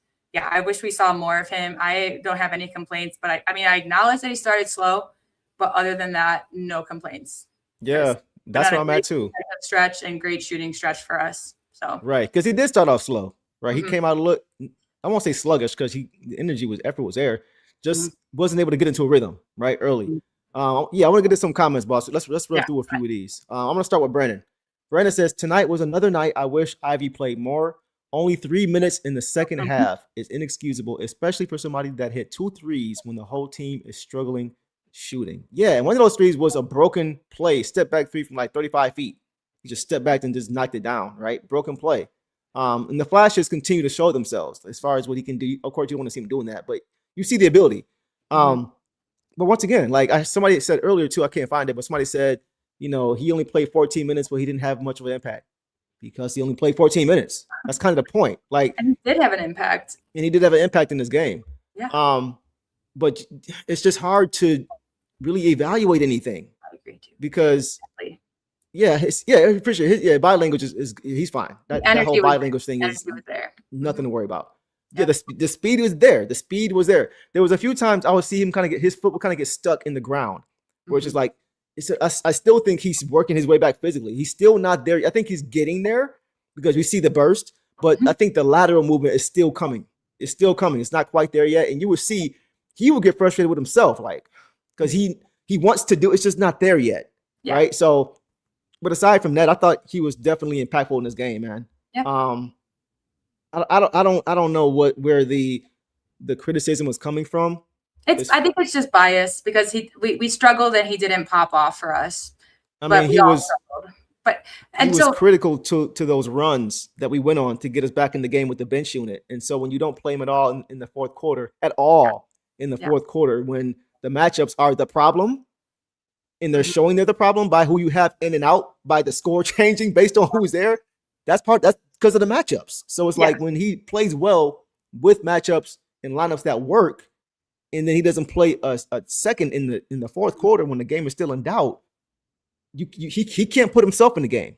Right. And so it wasn't sporadic. The whole thing was like the run that got us back in the game. Like again, guys, he started off slow. That's why he's 3 of 7. He started off slow. Yeah. But he the stretch that he was in when he was shooting, that's also when he was shooting well, that's also when he got the block. That's also when he was finding people. That's also when he was hopping up for rebounds. Like he was in a flow. It wasn't a run that he then just messed up. Like he missed the buzzer beater 3, the very pressured buzzer beater 3. But it wasn't like these weren't a sporadic 8 points. These were, I shook off the rust and my energy is here and I'm going to get these points and I'm going to be on defense and I'm going to make plays happen sort of thing. So that's just also where it gets frustrating because you see, you're like, oh, like it's an Ivy game. Like he's doing great as long as we put him in, great. And then we played the starters for 7 minutes, put him in to finish out the third, and don't see him in at all in the fourth. And especially on the night when we couldn't shoot the basketball. Yeah, he was one of the leaders in made threes. I think Duncan had 2, J.I. had 2, and Dana's had 2. Right, and I think of all of them, he shot the highest percentage. Yeah, Duncan shot 2 for 8. Jenkins shot 2 for 6. J.I. shot 2 for 5. Yeah. So to say he didn't have an impact in this game, come on, bro. Like, what are we looking? And he played way less minutes than all of those guys. Duncan played 26. Dennis played 19. J.I. played 14. A team low 14. Like, what are you supposed to do with that?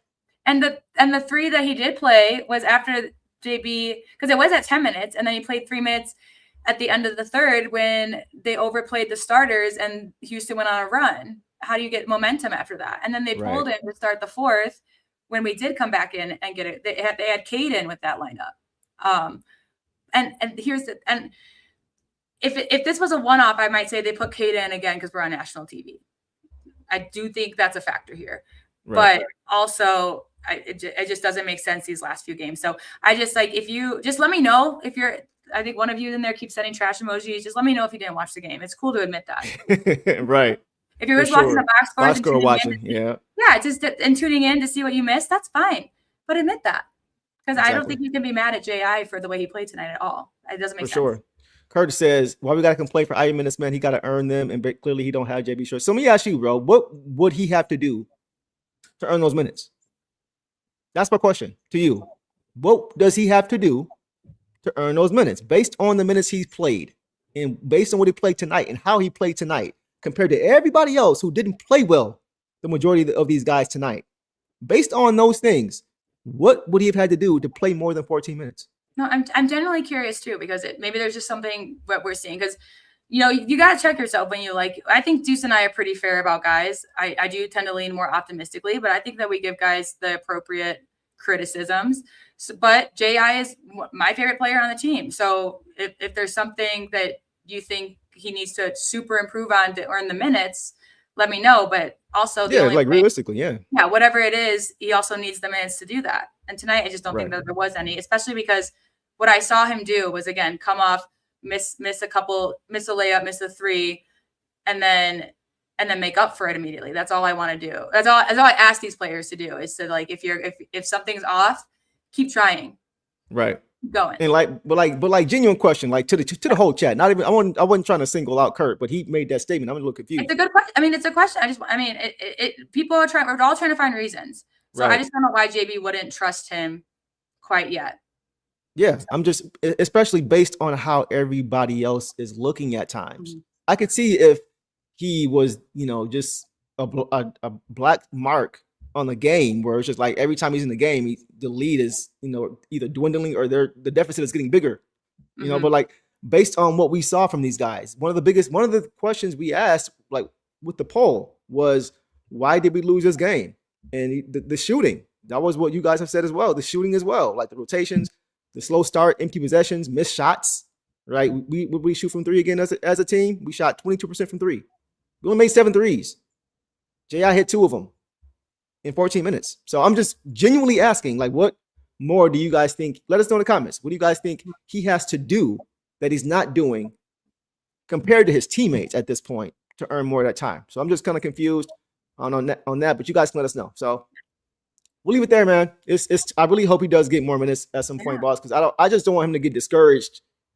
I mean, to the point where it's just like, there's nothing I can do at this point. Like, of course, there's things he didn't play perfect at all. Like, there's some shots he could have made. Decision making could have been a little bit better. But at the beginning, yeah, exactly at the beginning. But after that, I'm just really confused as to what warranted him sitting the entire fourth quarter, boss.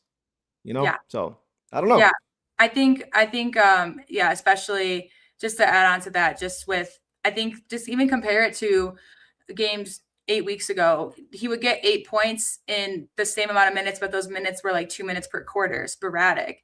Like, so now we've seen him, put together runs and play well in 4 minutes straight.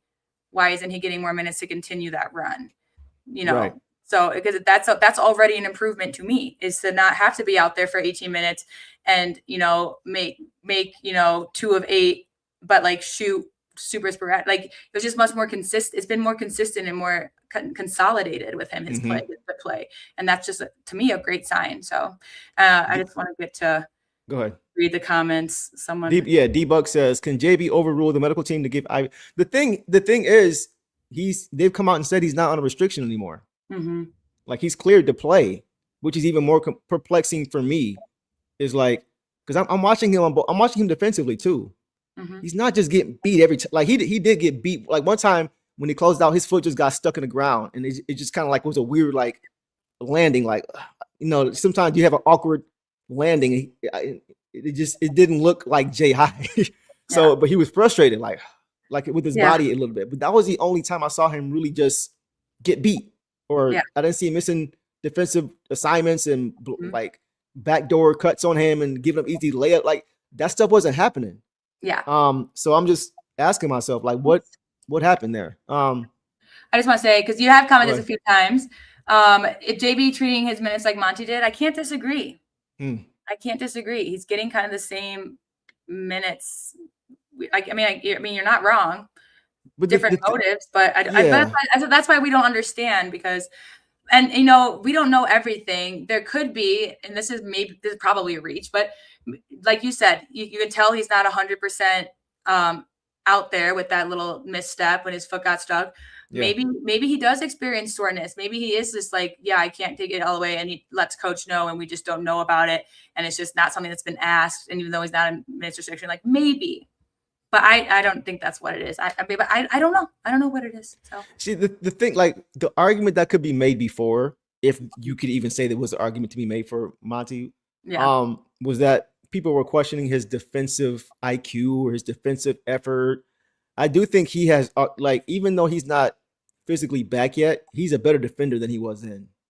In this state, he's a better defender than he was then. He wasn't that good of a defender before. Like, he had the tools to be a good defender.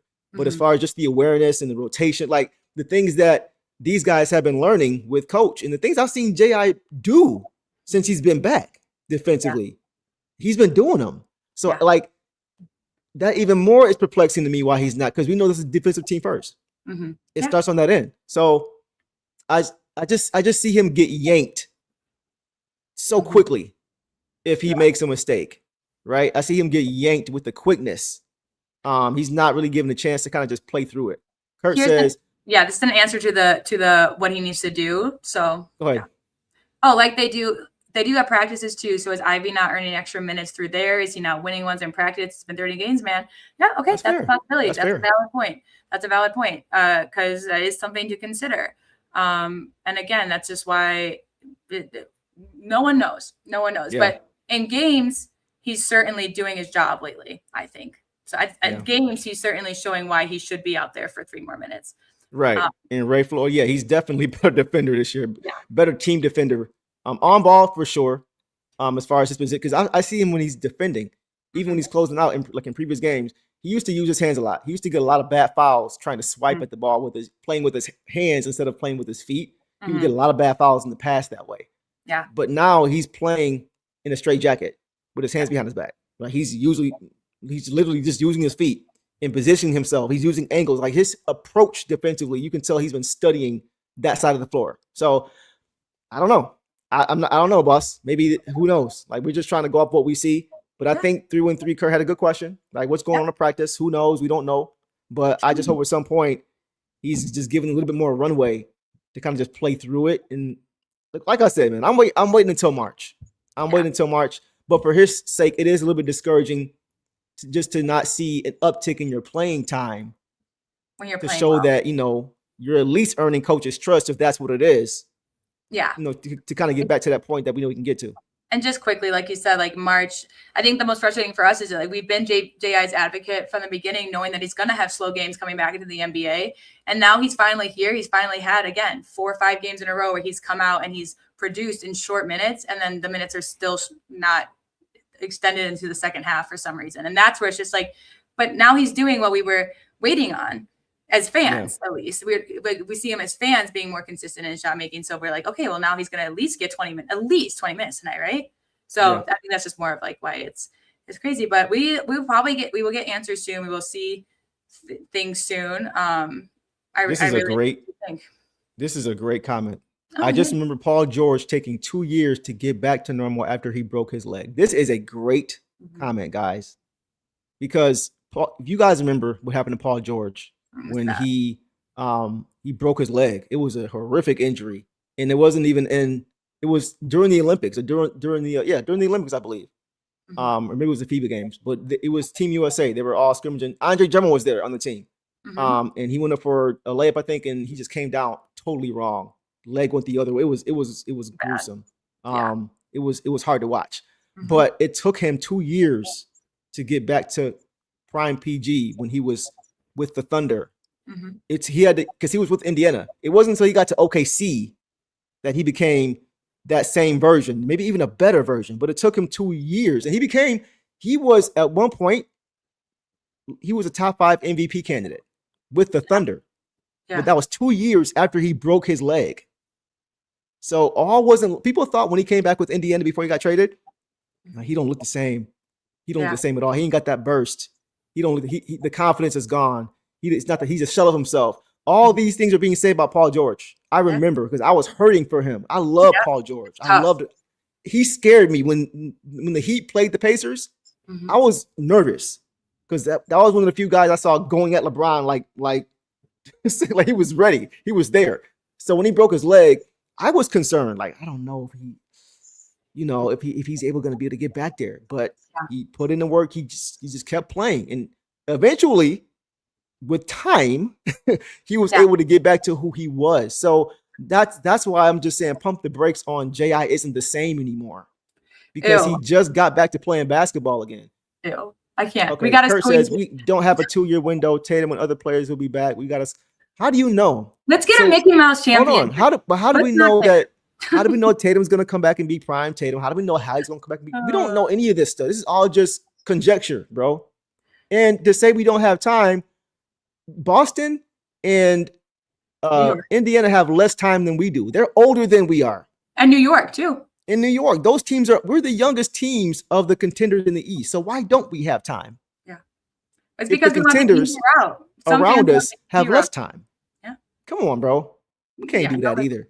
We Man, went on a that's what I'm rant saying. Like, about this, but I don't want an easy route for this team. I don't want it. Sorry. We should be able to play against these guys. And you never know what happens. A trade could happen today that could make the East more powerful than the West. You don't know. You could sell everything and your main star gets injured. I don't know. I don't want to squeeze in a championship. I'm loving the build, the slow build that the Thunder did, the slow build that the Spurs are probably doing right now. There's plenty of young and again, like you mentioned, the teams are older and they're not tanking. They're going to be old for a while. They're going to have to figure it out. We have a lot of young talent. And just to go with the Paul George comment, because I wasn't able to talk about my opinions on that too. It's completely agree. It's why Trajan has also said that we need a year. Like, that's why I've already been excited about what I've seen from Ivy. And it just sucks, when we get this good, you can feel a little bit impatient. You can get impatient, especially people that haven't seen the championship Pistons yet, because it's been a long time. So but it's so much more justifying. Yes, Celtics have to exactly take 102 years. But I just want to say real quick, it's so much more satisfying when you really earn it. And it's not, and because even OKC, they went to game 7 where I had the Pacers winning. I think they really would have pulled that out, but I don't want any excuses from other people. Like, well, Hallie tore his Achilles, so it was easy for you. Like, I don't want that for us. And J.I. broke his leg, and I'd rather say, at the end of the season and next year that this kid broke his leg and is now dominating for us. Yeah, which I believe he can do. If we send him away, he's just going to get better. If you know J.I. at all, he has passion and drive. He's not giving up anytime soon. Sending him away too early because he's not at your full form yet as a fan isn't the right decision. And to do it at a point when he around the league doesn't have a lot of value, puts you right back in the situation you were in when you were saying trade JD last year when he wasn't playing well. Yeah. Which is why Trajan's not going to do it. It just doesn't make sense. Doug says Celtics top 3 take up $150 million in 2 years. Right. Derek White, Jason Tatum, and Jaylen Brown alone make $150 million. Mm-hmm. What's the rest of that roster going to look like? This is what I'm saying, bro. Like,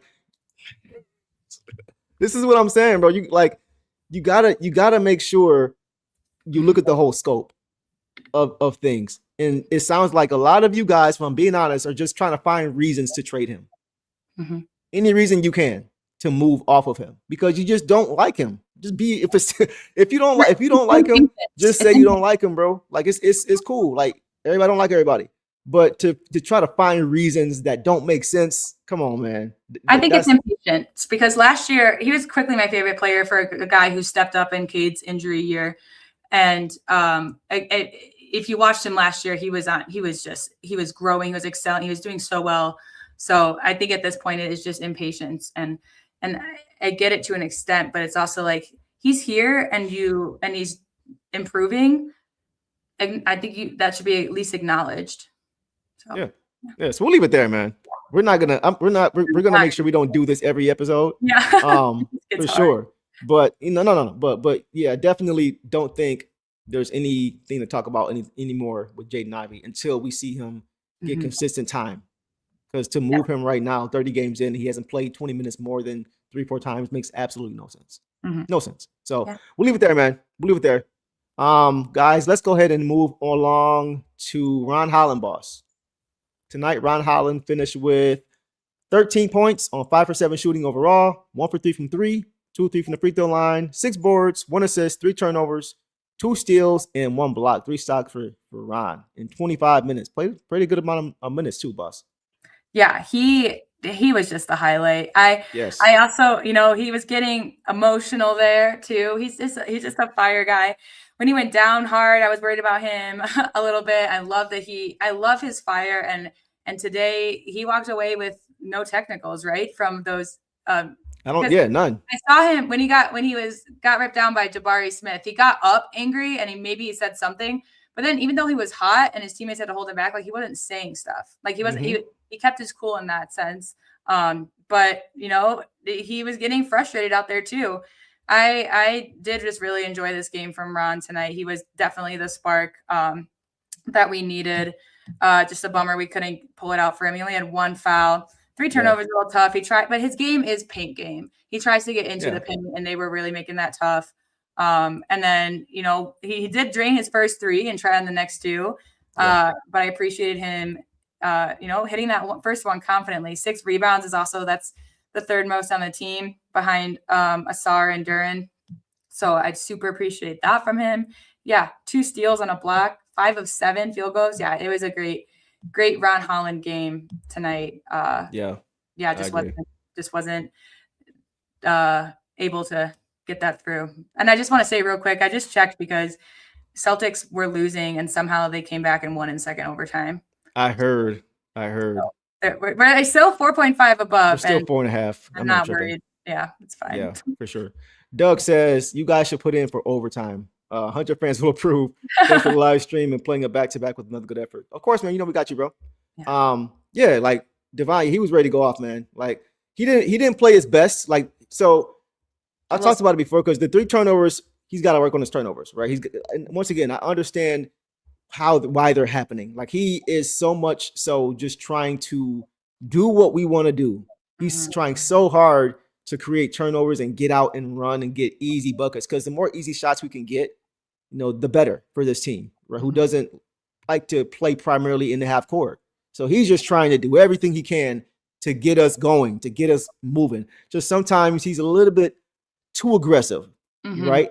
Trying to make things happen. But for every turnover it seems like he creates, he makes it back up on this with a steal or a block, right? And that's not to excuse him because he still has to work on them. But I do think he's a downhill player offensively. So he wants to get downhill. He wants to get to the rim. He wants to score. Sometimes the shot selection can be a little bit better, right? As far as just looking for others and things like that. But I'm not gonna. This is an overall positive for me for sure. Tonight, man, just the way he did a great job, boss. Of something we always talk about, finishing possessions. I felt like the Pistons gave up a lot of second chance opportunities. None of that had anything to do with Ron at all. Like he did a great job just helping Stu out on the glass when Stu would come over to slide over to help to contest. He was right. He's gotten so much better with that. He's gotten so much better with that. Like we saw early, we talked about it early. He would leak out and Stu would be trying to get the rebound by himself. And it's like, and Stu would look at him the way Duncan Robinson looked at the ref last game. Like, come on, bro. Right. Yeah. But that's not happening anymore. He's playing big on the boards. He's like, I love his energy. His ability to be able to guard too. Like I've said it before, boss. He's 6'7", 6'8", but you often see him on the Peyton Pritchards of the world, of the Reed Shepherds of the world, of the Tyrese Maxeys of the world, guys who aren't extremely tall, but who are quick. And Ron is very quick laterally. He can move his feet. So he plays really good defense on smaller guards. And I thought tonight he did a really good job of that too. He just played it. He's just, man, I love Ron's game, bro. Like the inbound steal he had where he's diving on the floor when he got into it with Jabari Smith. That was just energy providing a spark. I was like, hopefully this can get us going. Like you were like, don't get a tech. I'm like, this might be to get us going, get the whole team galvanized and wake them up just to get them going. He does that for you. That's not a stat. Yeah. That's not a stat. But that's an intangible. Go ahead. Sorry, I didn't mean to cut you off there, but just said it made no sense to take Ron out the last 3 minutes. Terrible coaching decision. He was just in it a lot. I just feel like he was trying to get a break, but I do think that there were times where he shouldn't have been taken out. Like, or if he was taken out, get him that break and bring him back in. Like, if you can play Cade for a full quarter, you can play other guys for a full quarter too, if that's what's changing the game. And we know Ron has energy, so I do agree there. My only thing is that he wasn't. So it was time for a shift change, but then bring him back in. They bring him back in after a minute, let him calm down. I don't know if JB was worried about his emotions, but he did seem to calm it down and get back to basketball after some of the crash shots. So I don't think it was that. But yeah, I would have liked to see more of him at the end of the game and just kind of overall a little bit. He definitely, like you said, he comes in and helps where Asar lacks. It's been a couple games now this month where Asar has gotten into some foul trouble or has gotten reach in fouls. Or fallen for pump fakes that Ron can go defend that person and not do that, and the decision making. So, and I also want to address what you said about crashing the boards, because I think I said it last episode too, but Ron recently talked about how they watched the film and the coach looked at it and he told him that he can go rebound, and I think it's more confidence, and that's just again, I know we can be frustrated with JB's rotations tonight, but what JB has done, all of these guys have nothing but positive things to say about how JB has contributed to their growth this year. And that's just one of them to come midseason and be like, hey, we think you can do this more. And for Ron to take it seriously. And again, that is Ron. Like it's also why I think I mentioned this in the live too. He's confident taking threes this year because that was a goal of his. Like he sets his mind to something. I don't think he doesn't doubt himself ever. Mm-hmm.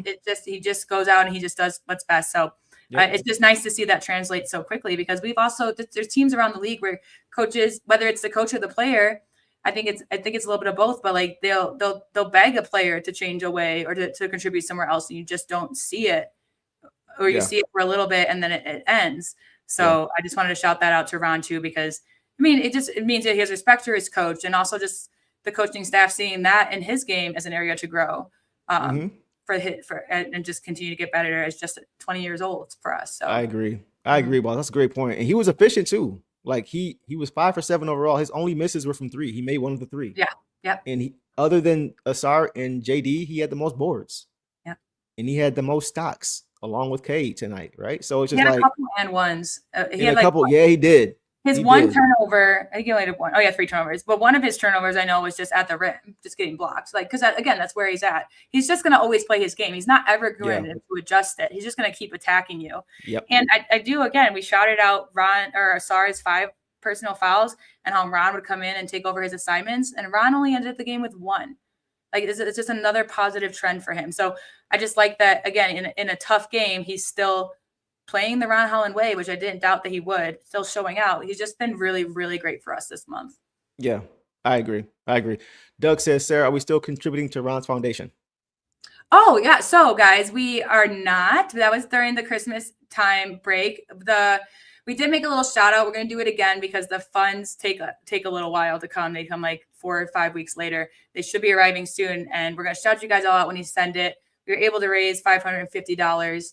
A little bit over for it. I mean, just totally incredible for his foundation. So, and I think for February, we'll be doing one. I'm not sure on the details yet, but we will be doing another one soon for another players charity or foundation. And we will just keep you guys updated on that, because whether you support the show, no matter how you support it, half of your super chats will go to that. So again, shout out to you guys, man. Yeah, for sure. Like that says a lot about you guys. I know we butt heads when we talk Pistons basketball, but it says a lot about you guys for contributing to a good cause like that, for sure. So shout out to y'all for sure. Just wanted to say that.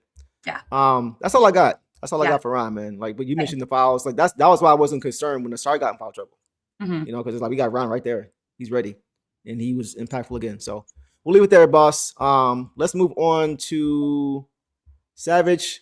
Javante, can you woo Green tonight? He didn't have he had a quiet game, I think, tonight. Let's go through it.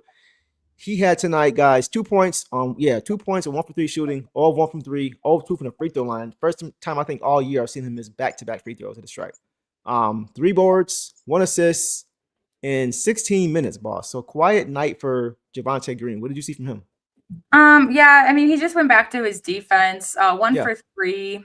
That's not even bad. He never makes takes bad shots. He takes what's given to him. So I can't even be mad at that. He only had 2 fouls in a very physical game. Yeah. 3 rebounds is really great too. Just a tough game. And again, when like I said before, we win as a team, we lose as a team. He still did his job. His job is to go out there and be a good defender, and that's what he does. Kind of the first time in a while he hasn't recorded a stock. But that just tells me that, again, he was just doing a good job staying in front of his guys and making it difficult on them, making life difficult. So, yeah, I mean, 17 minutes, you might want to see a little bit more from him. But, Mister, I'm going to be quiet tonight, Coach. Exactly. I'm screaming. You want to see a little bit more from him in 17 minutes. But, he, again, just like I said about Cade, just like I've said about Duncan, some of these guys, they've just done so much good for us recently that when they have a bad game, it's kind of all together at the same time. Unfortunately, it doesn't. I still have nothing negative to say about him. He still went out and showed effort. So yeah, for sure. Same with me. Like I felt like he could have had some stocks, but Scott Foster was Scott Fostering. Yeah. At times, like, bro, like, what are you looking at? Like, both ends, bro. Can we get the same, like you were saying? Like, Yeah. can we get the same treatment on both sides? Like, yeah. So like, we didn't shoot it, guys. We did not shoot a free throw in the third quarter. wow, I didn't realize that. Nope. None? Nope. Wow. What's the overall free throws? Let me check real quick, boss. Tonight, hold on. Wait, okay. So tonight they took 30 and we took 24. Yeah. Not Okay. crazy discrepancy, That's but it is about timing. So It is. and I then agree. and we didn't shoot any in the third, and then the fourth they got into like the bonus right away for us. Right. Like it was a little lopsided, but that's Yeah. what was frustrating me is like, yeah. Well, I think I got mostly frustrated when I didn't see the Jabari Smith jersey grab before the JD one. And I Yeah. was like, they've been grabbing jerseys all night, and this is when you call it. After you going off. just also, and it was right. Y'all It shoulda was saw right. it. It was right after they messed up the takeaway from Jenkins and called it a shot clock violation. Like, Right. what are we doing? What's the But spread, bro? then finally, then they were able to look back, and I didn't realize they could go back that far in a challenge. So I'm not mad about it now. I didn't either. But that's what's Normally frustrating. it's like the initial. Watching. I mean, Yeah. Jabari Smith grabbed Jabari Smith was grabbing jerseys all night, and then he gets his grabbed on that one, which again, that is a foul. But Duran did that because his was first, and it wasn't called. So he's like, all right, I guess we can get away with this. So Yeah. yeah, That's crazy work, bro. I didn't realize that, boss. No fouls or no free throws in the third quarter is Mhm. crazy work. That is crazy, man. That's Yeah. wild. So yeah, like it was, he did have a he did come in right away when he first entered the game and got a steal immediately. Mhm. Immediately. Like Yeah. first, I think like first possession. Yeah, you're right. So Mhm. once again, like I think the Oh. only difference with him is just like Hmm. he just didn't have a great scoring output. But Javante played the way Javante usually plays. The free throws 0 for 2, that's not good, but he never does that. Oh, that So was I'm not bad. mad at that. Weird. That was weird. I'm not mad. It happens. But Yeah, I thought that he yeah. was a part of the Ivy block, and then he blocked it. Maybe it was him and then Stu. Was that him? I was- can't remember. It was Ivy and then Stu that blocked it because we didn't record any stocks. Okay. And now it's coming back to Okay. me that Stu got another Okay. block and was able to grab it. I Gotcha. thought it was the second unit with Javante out there, but no, it was Ivy and Stu because. Got you. But obviously, Okay. like this feel like he was trying. So Yeah, for sure.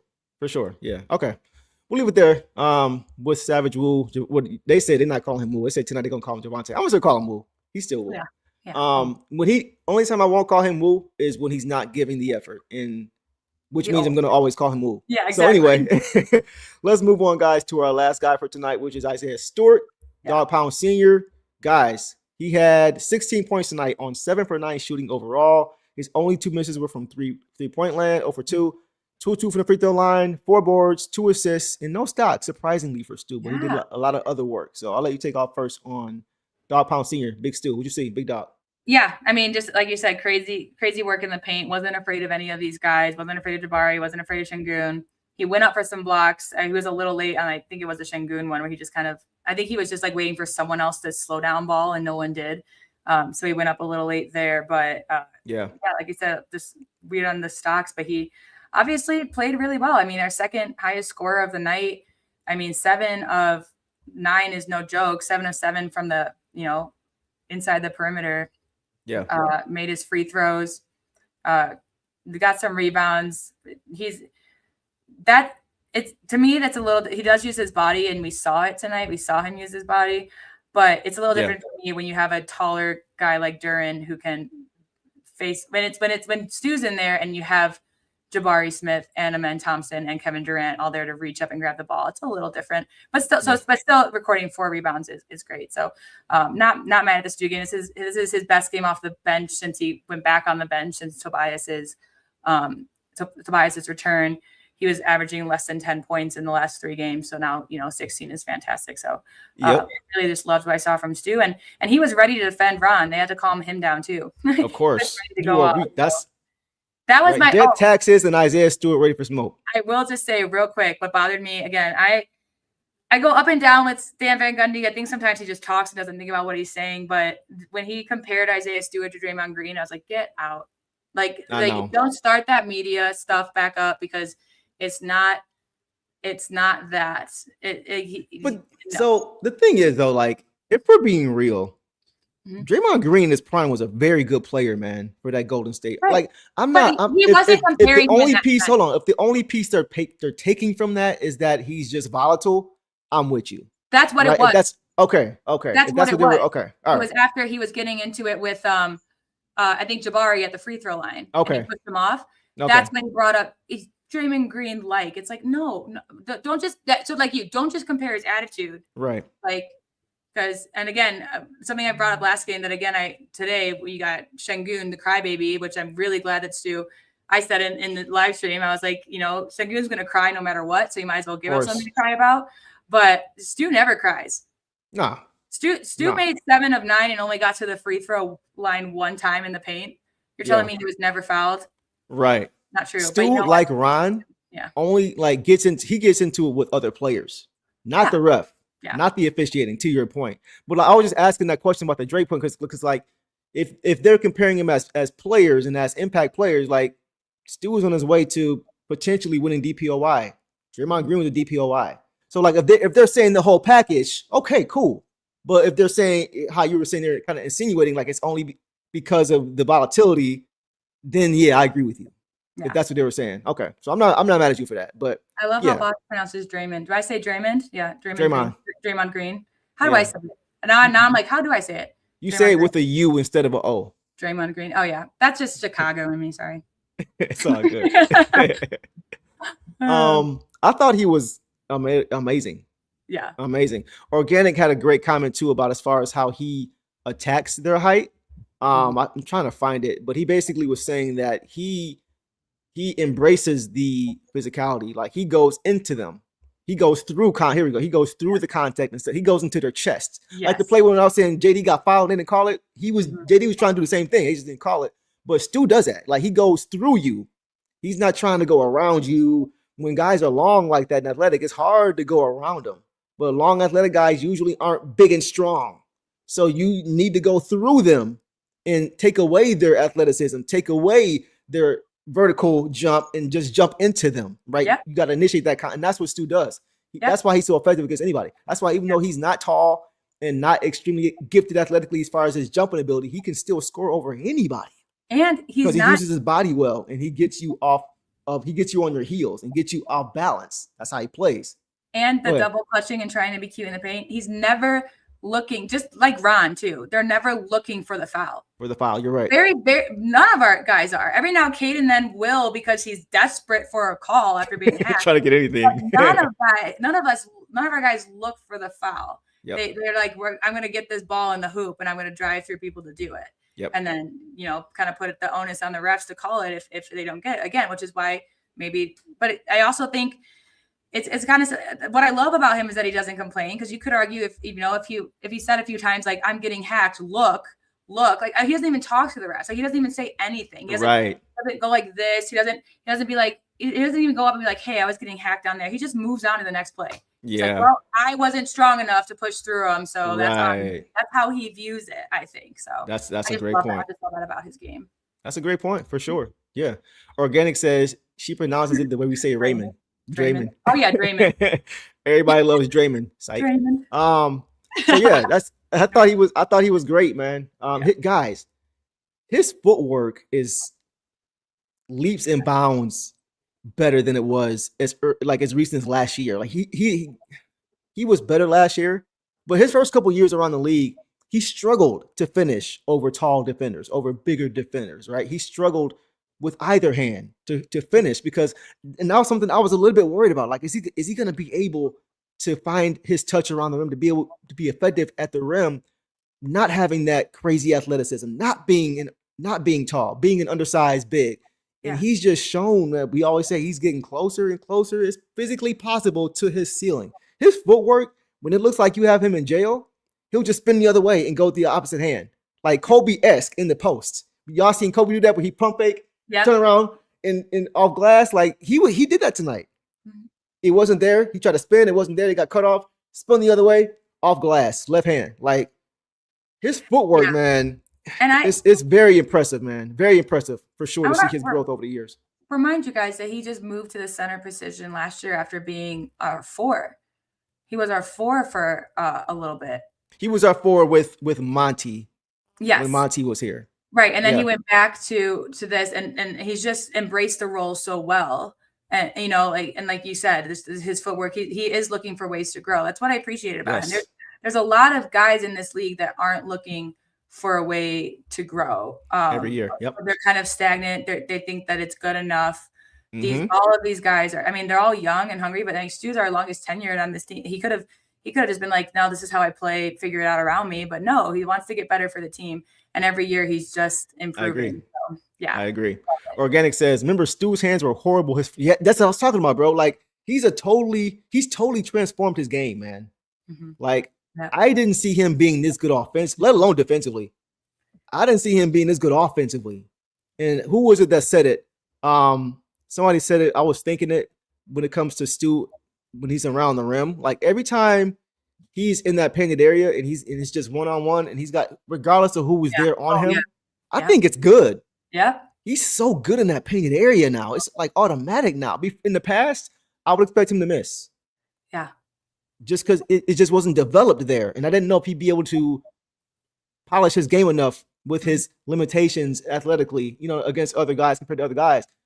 The way he's improved his game, man, that's a credit to his film work, his work in the gym, working out with these guys in the offseason. Like he just continues to work, man. Like nobody saw as recent as 2 years ago Isaiah Stewart being what he is on both sides of the ball. Nobody saw Isaiah Stewart being an all-NBA player 2 years ago. Nobody saw Isaiah Stewart being able to knock down threes the way he does 2 years ago. Nobody saw Isaiah Stewart having the footwork and touch around the rim in the painted area to score the way nobody saw this. Yeah. The same way we didn't see us doing this year. Yeah. The same level. Nobody saw Isaiah Stewart being what he is right now. So it's incredible to see his growth, man. I got to give him a lot of credit because absolutely he's a threat now. He's a threat in the paint. Like he's a threat to score when he gets it. Yeah. Didn't have that before. Yeah. Love it. Perfect. Yeah. I really have nothing else to say just before I lose these comments. I'll just address this really quickly because Go ahead. Do you think? I think you all should watch MPJ, not just look at his numbers. That guy is not it, man. Yeah, that's exactly it. I agree. So wait, let me set it up because guys, Sarah lives in Denver, man. She's been watching this team for years. She watches every game. She goes to a ton of games. Whenever there's not Pistons games, she's going to Denver. She's seen them up close. So if anybody would know about MPJ, it's his boss. So I just want to set it up. I'm not going to trash on him because he is having a good year and he did help bring the Nuggets to championship, and he's not like he was a detrimental player. But watch MPJ as the second option with the Nuggets. Don't watch him as number one on the Nets when he's allowed to chuck up any shot he wants.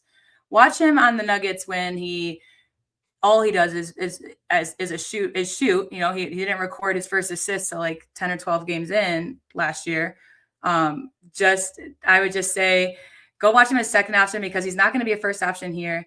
And for me, I just think he doesn't play defense, and he's not just going to be someone we can throw in and rely on. If his shot's not off, he provides literally nothing else, guys. There are guys that we can get with our TPE money. I've said it before, Marshall, Royce O'Neal, that can provide us some offense and defense, and they can blend in. But anyway, I just want to say that because I also wanted to comment on this one real quick. Oh my God, this one. Do anyone think we should try to trade for Kristaps Porzingis? They said Atlanta's trying to move him. Wonder we could trade LeVert and draft picks. They gave up trade for almost nothing. So, guys, Kristaps Porzingis. Nope. Deuce, you're going to agree with me once you remember this. He has POTS. He was diagnosed with the medical condition POTS. Right. My sister has it. It's tough. Right. You can't, when you're sick, you stay sick. He's out. He has to take breaks for his illness because it affects your heart rate. Sometimes your heart rate doesn't go down. Sometimes, you stay sick, you're more vulnerable. He was just diagnosed with this, and we haven't seen it long enough to see if he can survive in this league as a player that can play consistently because it is a very serious condition. Can you explain what POTS is like? What it's short for? Do you know what it's short for? Like, what is? I can't. Not off the top of my head. I was just curious myself. You told me before. I just can't remember. Okay. Yeah, I've always called it POTS, but it's just a condition where your heart just What I know the most from it is that sometimes it just can't slow down. You can be laying down and your heart rate would be like over 160, and it gets dangerous because you stand up, you pass out. It's dangerous for the guy that's in a game for 20 minutes, then he sits down and his heart never slows down, and then he has to get back up again and go back out there. Scary. It's good. Yeah, it's scary, and you get sick easily. It's something that he's learning to do. So I personally wouldn't get him. I'm not saying his career is over, I'm just saying this is new to him as well. That's why we haven't seen a lot of him also. Right. Because he's not, when you have like an illness that could last a week for us, could last like 3 weeks for people with POTS. Like it's very serious. And my sisters couldn't play. My one sister played volleyball and she had to stop playing. She has to be very cautious about her exercise. You have to watch where you eat. It's just a very serious condition. So I just want to say that just because we don't want to go for guys, and MPJ kind of falls into this too. We don't want to go for guys that he has a serious back injury and that could happen at any time. If we're gonna trade away healthy guys, don't give them don't like why go get someone that also isn't like you guys. A biggest complaint about LeVert is they can't do back-to-backs. So yeah. Here, real quick, causes dizziness, brain fog, fatigue, and fainting with moving from lying down to standing. Insufficient blood flow to the brain. Yeah, it's scary and it's kind of a little bit unpredictable. So those are things that you've seen too. Those are some of the symptoms you've seen. Okay. Yeah, I just knowing that my sister that has to deal with it has had to change her life because of it. But I just wanted to just call that out because that just at first glance for me, I was like, hey, that's actually not terrible if he comes cheap because he is a good player. Mm-hmm. But then I remembered that we haven't seen him in Atlanta play much because of this condition that he's still learning too. Thank you, Doug. She's doing great. She's been diagnosed. She's had it for years, and she's very good at handling it. It's just it's tough for these guys. POTS is tough. If anyone suffers from anything heart related, it's hard. Right. Yeah. Right. Exactly. Yeah. Like that's scary, man. Like, and the thing is, I don't know about that. So thank you for breaking that down again. Yeah. I'm just thinking from a basketball perspective, a GM front office perspective. Mm-hmm. It's easy for us as a team to think that these guys have issues elsewhere. They're gonna come here and have none. Yeah. Right. That's the ideal situation. It's just not realistic. Why? He hasn't been with the Hawks long. Why are they trying to move off him already? Because of the illness. That's what I'm saying. Yeah. That's my whole point. So it's just like, yeah, he's available, but why is he available? And one thing these guys do, like we know we've had the injuries and stuff like that, but these guys are young. We want these guys to be playing. We don't want just money sitting on the sideline, money on the bench, because guys just, that's what I was saying about Anthony Davis. It's like we were saying before he got hurt again, that when he was healthy, we don't want, it's too risky to give up the assets for that. And what did we say? We said, what if he gets hurt? Tim Hardaway said it. What if he gets hurt and we get him and we gut our roster and now we got our rosters gutted and the guy we traded for is also out. Yeah. And then a week later, he's out for the year. Mm-hmm. Like, so this is, you gotta be realistic as far as like, if these teams are going to trade this guy away, it's a reason they're willing to trade him away. Right. It's a reason that they're asking around. They're trying to get off of that situation. Yeah. So exactly. Do we want to take that on? Yeah. So it's just like, yeah. So with the back issue, like in PJ, same thing. Like, I don't know what his, better than I did with it, like if it's chronic or not, but that back injury was really bothering him for a long time to where he was consistently on the court from what I remember. Am I wrong? Yeah. Is that fair to say? You're right. And that, I mean, I more power to him because he still managed to make a great career out of an injury. For sure. But just real quick, simple question. Do y'all think getting MPJ gives a better chance at the championship? So here's what I'll say, because I don't want to just hate on MPJ too much because I do think guys can grow. Yep. He doesn't play defense, guys. And if we just get him mid-season and say, hey, we need you to put effort in on defense, I don't think he could do it. I think it would slow us down a little. Like, is he somebody that could learn defense on a team that needs it? Denver never pushed defense the way that JB does. I don't think Brooklyn is either. But I think he would be, even if we did get him, he would be a better offseason transition to build up to what we expect. Not someone that we could just go grab and he can jump in our lineup like it's no big deal. Mm-hmm. That's how I feel about it. It wouldn't be a Rasheed Wallace type of move. No matter how Rasheed Wallace was a defender. Yeah. As well as being a great offensive player. Yeah. And I think that's a big difference too. Yeah. Sorry. But no matter how I just kind of, as someone who watched Denver, there's a lot of love for him in Denver, but also a lot of people kind of saw why he was traded in Denver. So I'm just trying to give, more of like why I genuinely, I don't like him personally, but this is a reason why I definitely wouldn't want him right now. Even if the Pistons did want to acquire him at some point, I don't think he could just jump in and fit our transition, what we're trying to do, what we're doing this season. right now. Yeah. And here's one more thing. Because I actually think he's a pretty decent player. Like I watched him with the Nuggets. I do feel like a lot of his deficiencies were kind of just overlooked because of how good that Nuggets team was and how good Jokic was and how good Murray was and how good that whole team was. It was a lot of guys I felt you could have put at that spot and still win a championship. Yeah. Right. Exactly. You know what I'm saying? So, but I just look at, because people are saying, he's getting buckets with the Nets. Yeah, he is. Like, but Cam Thomas was too. Cam Thomas was getting 40, dropping 40 with the Nets last year, right? But also doesn't play defense. So it's got to be a proper fit, man. It's got to be. And I don't like you said, boss, committing to the defensive side of that ball, like immediately drag it, like just dropping them right in with the rest of these guys. That's a big ask. Like we say Rasheed Wallace a lot, right? But that doesn't happen often, guys. When you bring a guy over midseason and you just win a championship, that was lightning in a bottle, man. Yeah. That was lightning in a bottle because Rasheed Wallace was already a very high IQ defensive player when he came here. It wasn't just Ben. He helped Ben Wallace out so much, man. Ben Wallace is Ben Wallace. But having Rasheed Wallace there to help him on that backside and the IQ that he had, man, the smarts that he had defensively, that's why we were able to be successful. And I just want to say this real quick, but you didn't listen to what I said. But we said Duncan can't play defense. MPK can just adapt like Duncan. If we're bringing in someone to fit this team, we need them to fit right now. It is halfway through the season, and we are commending Duncan the past month on his defense. I don't want to get to 70 games when he finally starts playing defense. I don't want that. So you're not like just again, yeah, sure, he can adapt. Let's do that in the offseason when we can afford. Like you need someone that comes in and meshes right now. And there are guys for much cheaper than I don't know why people think that MPJ is just going to go away for nothing. The Nets want to tank. They want stuff, future assets because they're trying to rebuild a team. They're gonna want either a ton of picks or picks and some of our young guys who we should not give up. They're not going to settle for LeVert. And that's not going to be the MPJ trade. So So I like maybe he can because again, like I said, he hasn't been pushed to yet. I don't believe, but I don't want to do that midseason. I don't want it. We can't afford to throw our chemistry off this season. We can't afford that. There's no guarantee it's going to happen, right? Exactly. For sure. And some good commentary, man. Yeah. We're talking about guys who midseason trades that worked, and like I mentioned, Rasheed, how rare it is. Camille says Toronto did that with Marc Gasol. Milwaukee did that with PJ Tucker when Toronto won. So PJ Tucker is known for his defense. First of all, he's a 3-and-D at heart. That's who he is. So that worked for them. Marc Gasol is a former defensive player of the year. So the two guys that he just mentioned that it worked with midseason were defensive dogs.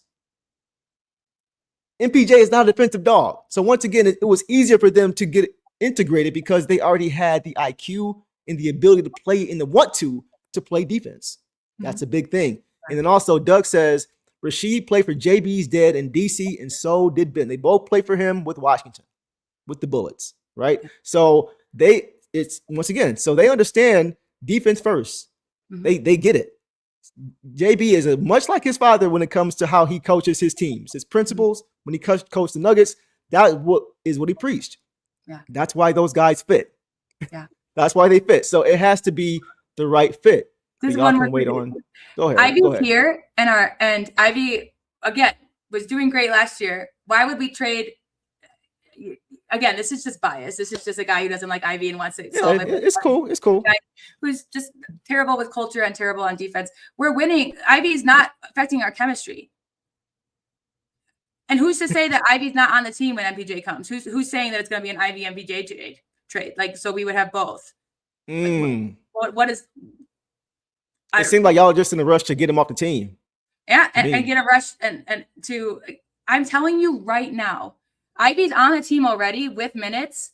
And yeah, we lost tonight, but we're still winning. MPJ is not on the team. And if he comes in with minutes, I guarantee I would bet my life on it. He's messing up the chemistry. I promise you. She would know, y'all. I promise you. He would know, man. Like, that's what I'm saying. Like, I'm just saying, y'all, like, y'all need to listen to Boss, bro. Like, this is who she watched. She's watched him way more than all of us have watched him. And look, and if we get MPJ, which I would lose all my trust in Trajan forever, if we get MPJ, before trade deadline and he comes off and proves me wrong, I'll eat it. but I swear nothing has shown you that it will. Not going. Yeah. It's not going to work. Yeah. We'll leave it there, man. Yeah. We'll leave it there. We'll go all night with y'all. You already know. But yeah, we'll leave it there, man. So it's already 2 hours in, boss. But we'll see what happens. We'll leave it at, as always, we'll leave it at, we'll see what happens. Wow. I cannot wait for this trade deadline to pass. My God. What's up? Oh, I'd say that the Nuggets, I know some people are keeping up too. The Nuggets just won 102-100 against the Bucks, but they got a lot of injuries today too. Murray was out, Yoke, Watson, and they were up by like 20. The Bucks kind of made a comeback. The Bucks are struggling. Who played? Their Bucks are healthy. They have I'm saying for Denver. Who played? Pickett and who else?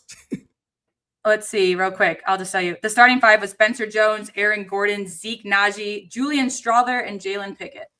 And I know all of them, but THJ had 17 points. Good job, THJ. Hey, okay. Bruce Brown had 15 points. Good job, Brucey. Oh, he's back? Okay, cool. Yeah. Julian Strawther, I don't know if you guys know him. He was kind of he was the backup before Watson. Right. Yeah. But he led it with 20 points. But they just beat Kuzma, Antetokounmpo, Turner, Harris, Rollins starting lineup. Wow. Bucks. They're full strength. These are teams that need to make trades. Yes. Right. Push MPJ on them. Right. Okay. Not the team who's in so first good. place. Put some on them. Who had a huge window to win for years. But anyway, AG left the game with the injury. Ooh, I didn't know that. Injury. AG did. Yikes. Yikes. Okay.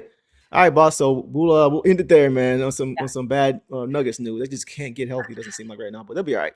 So guys, the Pistons are back at home for their next matchup. They play the Sacramento Kings. And the last time we played them about a month ago, we beat them in Sacramento. I think it was like 136-127, if I'm not mistaken. But they will look to go for the season sweep against the Sacramento Kings and rebound after the loss tonight. Mm-hmm. So guys, that is going to be a wrap for this show after a very lengthy and engaging discussion, lively discussion. As always, guys. Everyone that was here for the live, for some of y'all, Thank you so much. That's just so fun. I mean, we tried it. Please let us know your thoughts on the live and this and comments anywhere. Because I was hoping for a win so we could be a little more lively. But I'm curious because the first time I ever did anything like that. It's the first time we've done it together on this. So let us know. And if you want more, 200 likes. 200 likes. Hit that like button, you guys, because we want to do it, but we want to make sure that enough people are here to actually enjoy it with us. So just let us know, hit the like button, smash that like button, show us support, and you guys ask and we will deliver. So we'll play by ear. By ear. So that's all we got, man. Organic says thanks for the commitment. We appreciate you. Hey, appreciate y'all for hanging out with us all night, man. I'm about to go get some sleep. I am tired. Someone said that too. Someone called you out. For sure, man. You'll be in deep after a loss, Superman. You know what I'm saying? Even after a loss, we gonna be here regardless. All y'all. So always. Appreciate you guys, man. Listen, you guys stay warm, bro. It is cold outside. Let me check the weather right now. As of right now, guys, it is -3 degrees, guys. Stay warm, stay safe. Don't drive unless you have to, please. There's ice. Yeah, don't put your car through that. Don't put your car through that if you don't have to. Oh. Crazy, man. So yeah, make sure you guys stay warm, stay safe, stay off the roads, and like I said, hit the like button and support, and we will make sure we do our part on the flip side. So we hope you guys have a great night, and y'all know the drill, man. Detroit versus everybody. Peace. All the dirty work, all dog. I'ma dive on the floor, go try to block every shot. And I'ma be physical with you the whole game. You know Stu gonna be physical with you. When you think of the Pistons, you think it's just hard work and just gritty basketball. That's just the identity you gotta have when you put on that jersey. I'm not your average breed of canine. Not a good dog, I'm bad boy for life. I set the tone, don't care about no tick. Let it be known, I get my respect. Come in the lane and see I don't bluff. If you retaliate, that's on ya. Talking pundits, I hear your shade. Talking that chop, you must run this way. Put the dog palm, mess around, find out, Put the dog palm, mess around, find out,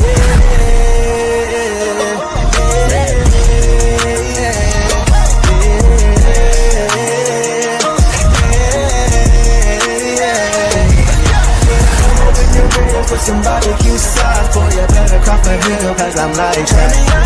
And I'm when you're ready for some barbecue sauce. Or just let the cup of hair, cause I'm like that.